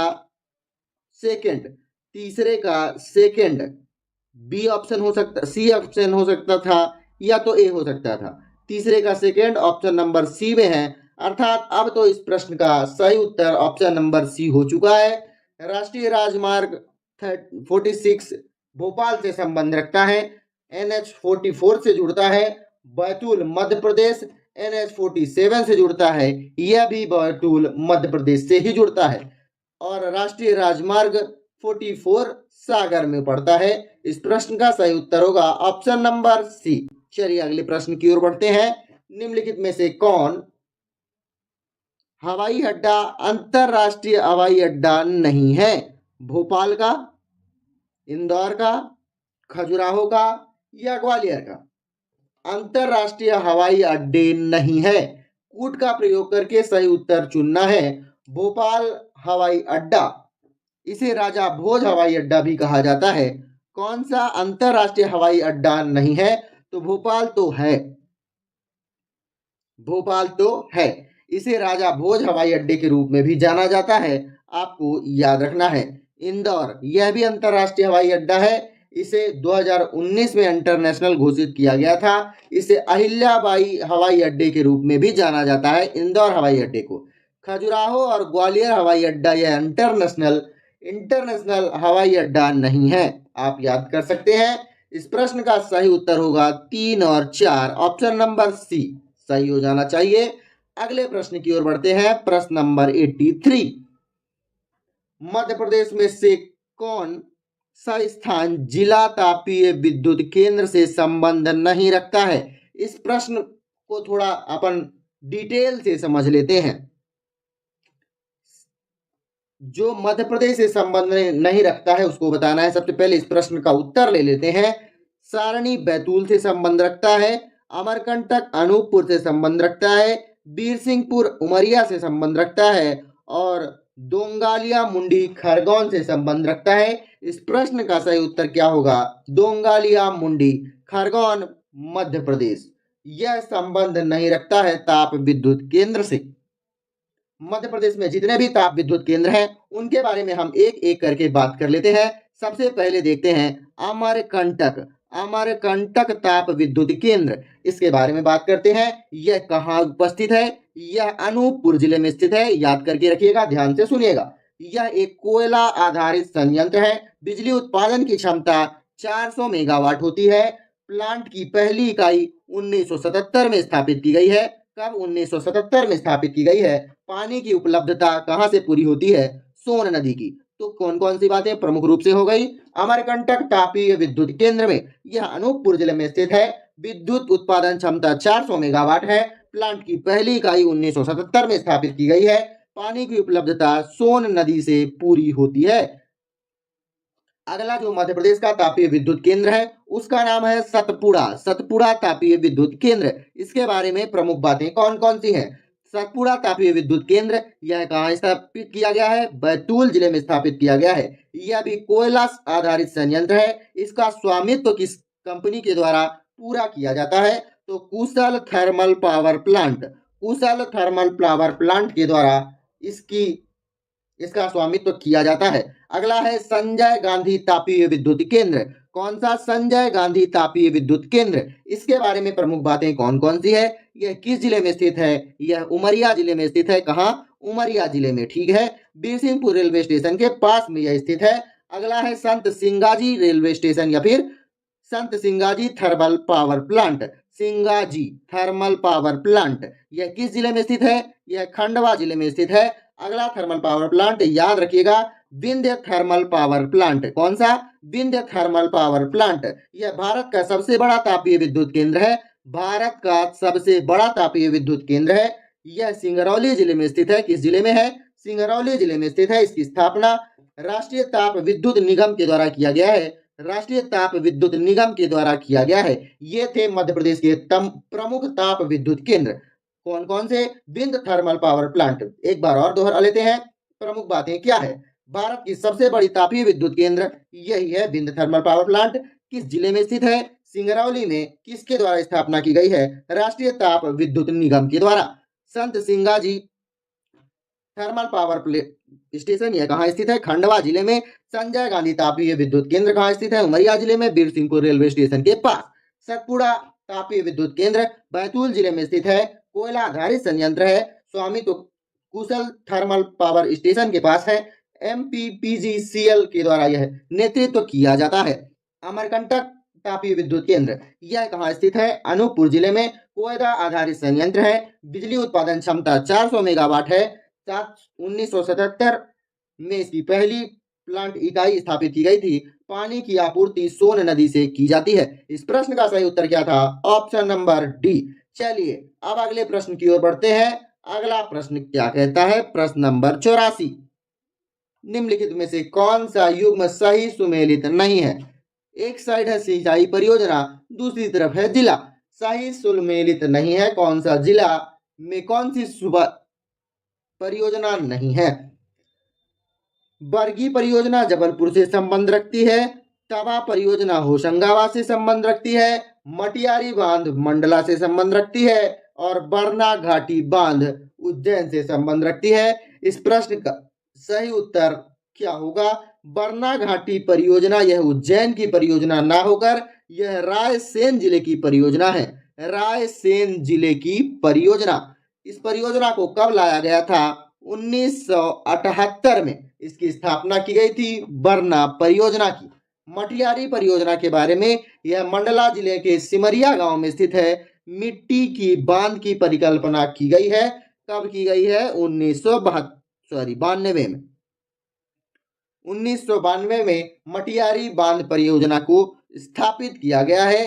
तवा परियोजना, तवा नदी परियोजना, यह 1992 से 93 के बीच में स्थापित परियोजना है। 1992-93 में स्थापित परियोजना चिनाब नदी पर एक बांध बनाया गया है होशंगाबाद जिले में। इस प्रश्न का सही उत्तर ऑप्शन नंबर डी है, याद रखिएगा। बरगी परियोजना यह जबलपुर, कटनी, रीवा, सतना इन सभी की संयुक्त परियोजना है, आपको याद रखना है। चलिए अगले प्रश्न की ओर देखते हैं। निम्नलिखित कथनों पर विचार कीजिए। देखते हैं क्या विचार करवाता है। मध्य प्रदेश के मालवा पठार में सूती वस्त्रों की मिल की स्थापना की गई है। बिल्कुल, क्या यह सही बात है? हाँ, बिल्कुल सही है। मालवा पठार काली मिट्टी का आवृत है। सबसे ज्यादा मालवा के पठार में ही काली मिट्टी पाई जाती है। हाँ, बिल्कुल सही है। इस प्रश्न का सही उत्तर क्या होगा? दोनों ऑप्शन सही है। मालवा के पठार की बात की जाए तो उत्तर मध्य भारत में स्थित एक ज्वालामुखी उद्गार से बना गया यह एक पठार है। किस चीज से बना हुआ है? ज्वालामुखी उद्गार से बसा हुआ एक पठार है। सूती वस्त्रों की मिलों की बात की जाए तो वस्त्र उद्योग महाराष्ट्र में सबसे ज्यादा होता है। गुजरात सब उसके बाद होता है और तीसरे स्थान पर मध्य प्रदेश आता है। सूती वस्त्रों के उद्योग में महाराष्ट्र पहले नंबर पर, दूसरे नंबर पर गुजरात, तीसरे नंबर पर मध्य प्रदेश आता है।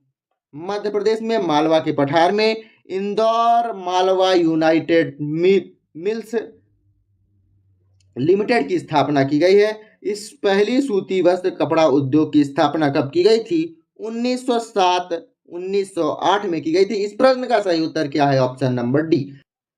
चलिए अगले प्रश्न की ओर बढ़ते हैं। प्रश्न है, भोपाल गैस त्रासदी किस वर्ष हुई थी? 1982, 1986, 1984 या 1980? इस प्रश्न का सही उत्तर तो कोई भी दे सकता है। 3 दिसंबर सन 1984। लेकिन याद करने वाली बात यह है कि क्यों मृत्यु हुई थी। यहाँ गैस का रिसाव हुआ था। कौन से गैस का? Methyl isocyanate. Methyl isocyanate gas का रिसाव होने के कारण हवा में सांद्रता इसकी बढ़ती है, मिथाइल आइसोसाइनेट की, और यह काफी ज्यादा खतरनाक गैस है। मृत्यु इससे हो जाती है, फेफड़े जाम हो जाते हैं। इसका उपयोग कहाँ किया जाता है मिथाइल आइसोसाइनेट का? कीटनाशकों के उत्पादन में काम करता है? Methyl isocyanate. अगले प्रश्न की ओर बढ़ते हैं। सर्टोली कोशिकाएं किस अंग में पाई जाती हैं? अंडाशय, वृक्क, यकृत या वृषण? सर्टोली कोशिका और साथ में लेडिंग कोशिका भी यहीं पाई जाती है। लेडिंग कोशिका भी यहीं पाई जाती है, जहां इस प्रश्न का उत्तर होगा। सर्टोली कोशिका क्या होती है? शुक्राणु के उत्पादन में कार्य करती है, शुक्राणु के उत्पादन में मदद करती है। मनुष्य की प्राथमिक यौन अंग जिसे कहा जाता है, वहीं इस प्रश्न का सही उत्तर होगा वृषण। सर्टोली कोशिका और लीडिंग कोशिका कहाँ पाई जाती है? वृषण में। मनुष्य का प्राथमिक यौन अंग कौन होता है? वृषण। वृषण में शुक्राणु का उत्पादन भी किया जाता है। अगले प्रश्न की ओर बढ़ते हैं। प्रश्न नंबर 88। यूनिसेफ का मुख्यालय कहाँ स्थित है? जिनेवा, न्यूयॉर्क, पेरिस या रोम? यूनिसेफ का मुख्यालय कहाँ स्थित कराया गया है? इसकी स्थापना का प्रमुख उद्देश्य क्या है? इसका गठन कब किया गया है? 11 दिसंबर सन 1946 में यूनिसेफ का गठन किया गया है। स्थापना का प्रमुख उद्देश्य क्या था? द्वितीय विश्व युद्ध के दौरान तबाह हुए देशों में बच्चों और माताओं की आपातकालीन भोजन स्वास्थ्य सेवाओं को देखना यूनिसेफ का प्रमुख लक्ष्य था। क्या? द्वितीय विश्व युद्ध के दौरान तबाह हुए देशों के बच्चों और महिलाओं के भोजन और स्वास्थ्य से संबंधित जो सेवाएं होती हैं, उनकी देखरेख करना। 11 दिसंबर सन 1946 में इसकी स्थापना की गई थी। ध्यान रखने वाली बात तो यह है कि 1993 में संयुक्त राष्ट्र प्रणाली का स्थायी हिस्सा यूनिसेफ को बना दिया गया था। इसका मुख्यालय अमेरिका न्यूयॉर्क में स्थित है। इस प्रश्न का सही उत्तर है ऑप्शन नंबर बी। याद रखिएगा। अगले प्रश्न की ओर बढ़ते हैं। हाइड्रोक्लोरिक एसिड किस अंग में स्त्रावित होता है? आंत्र में, यकृत में, आमाशय में या अग्नाशय में? हाइड्रोक्लोरिक एसिड कहाँ स्त्रावित होता है? इस प्रश्न का सही उत्तर आपको बताना है। इस प्रश्न का सही उत्तर होगा आमाशय में। आमाशय में HCl पाया जाता है। HCl आमाशय में क्यों पाया जाता है? इसका प्रमुख रूप से कार्य है कि रोग जनित जीवाणु को मारने में यह कार्य करता है। जीवाणु को मारने में यह कार्य करता है। जो भी जीवाणु रोग जनित होते हैं, जठर रस का मुख्य घटक माना जाता है इसे।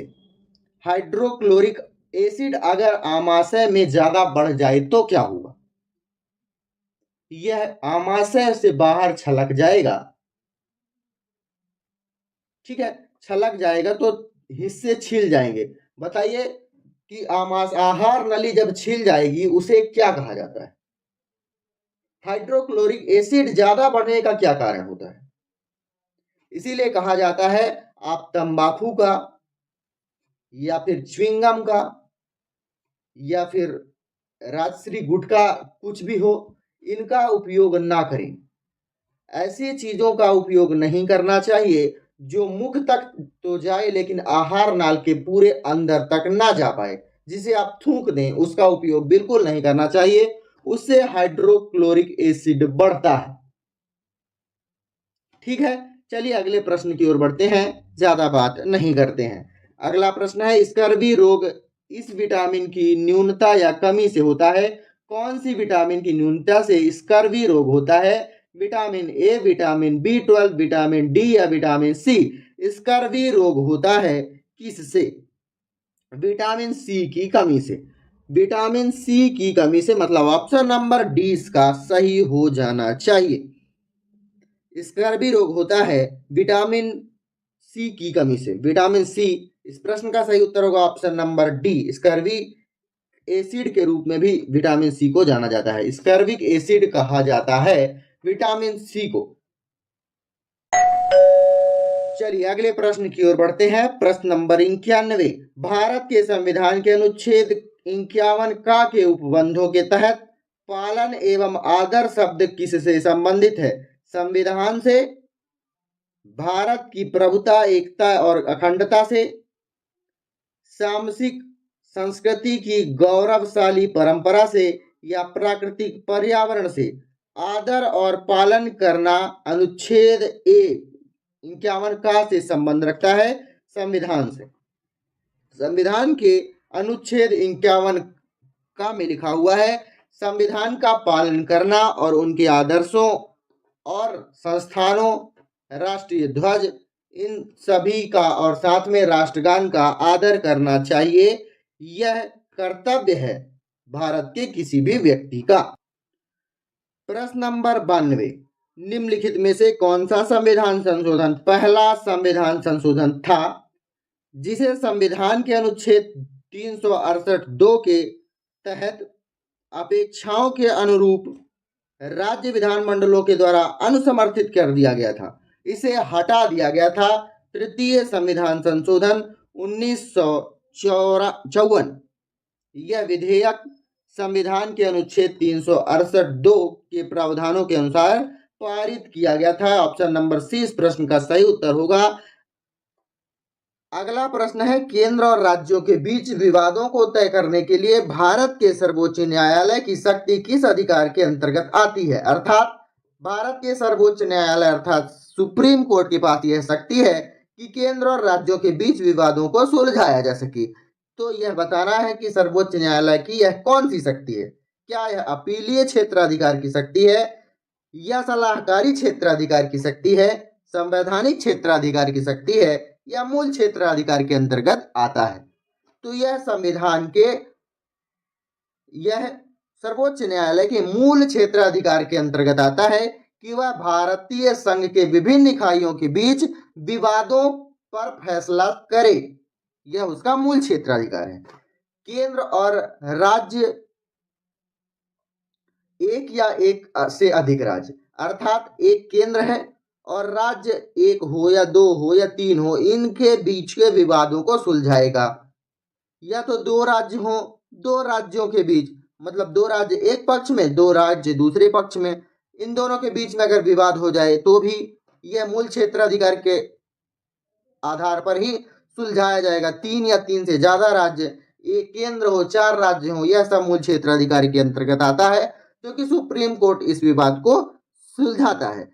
सलाहकारी क्षेत्राधिकार यह किस अनुच्छेद के अंतर्गत आता है? यह 143 अनुच्छेद के अंतर्गत आता है। सलाहकारी क्षेत्राधिकार में राष्ट्रपति को सलाह दे सकती है सुप्रीम कोर्ट। अगले प्रश्न की ओर बढ़ते हैं। आर्थिक सर्वेक्षण सन 2020 के अनुसार वित्त वर्ष 2022 के लिए वास्तविक विकास दर की IMF अंतरराष्ट्रीय मुद्रा कोष के अनुमानों का आधार माना गया है। क्या आधार माना गया था? यह प्रश्न 2020-21 का है। आप जब पेपर देने जाएं तो उस समय का आपको याद रखना है कि अंतरराष्ट्रीय मुद्रा कोष ने अनुमान क्या लगाया है।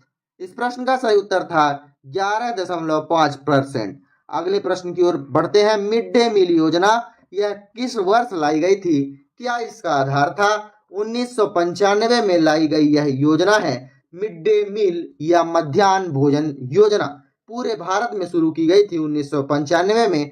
इसका यह प्रमुख रूप से है क्या? स्कूल में भोजन उपलब्ध कराना। भोजन उपलब्ध कराना पहली से लेकर, या फिर आप यूं कहें अगर हाँ ठीक है, पहली से लेकर कक्षा 8वीं तक मुफ्त में भोजन उपलब्ध कराना मिड डे मील योजना का प्रमुख उद्देश्य है। उद्देश्य क्या है?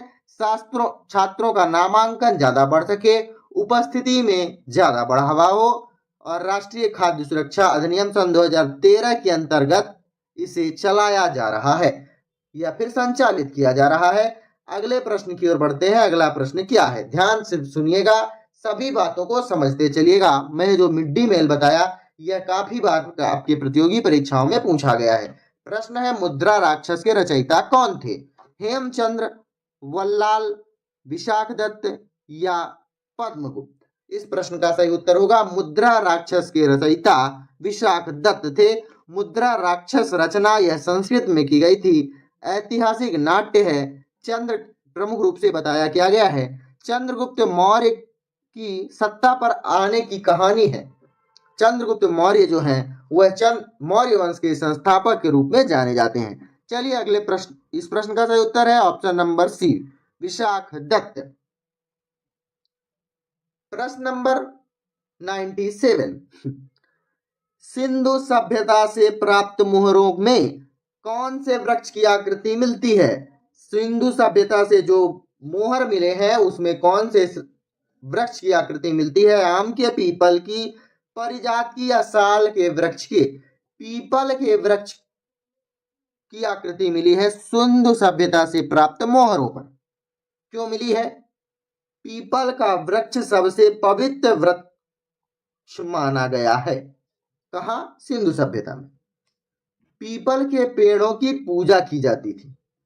हालांकि सिंधु सभ्यता में सभी पेड़ों की पूजा की जाती थी, लेकिन सबसे पवित्र पीपल के वृक्ष को माना गया है। चलिए देखते हैं अगला प्रश्न क्या कहता है। चलिए अगला प्रश्न देखते हैं। किसकी प्रशासनीय प्रणाली में अद्वितीय विशेषता ग्राम स्वायत्त विकास थी? ग्राम स्वायत्त का विकास करना किस साम्राज्य की प्रमुख विशेषता थी? चेर साम्राज्य, चोल साम्राज्य, पांड्य साम्राज्य या पल्लव साम्राज्य? इस प्रश्न का सही उत्तर क्या होगा? ग्राम स्वायत्त विकास प्रमुख इसका आधार था। चोल ग्राम प्रशासन बहुत अच्छी और विकसित व्यवस्था थी। इस प्रश्न का सही उत्तर होगा ऑप्शन नंबर बी। चोल शिलालेखों में ग्राम को उर और सभा के रूप में दर्शाया गया है।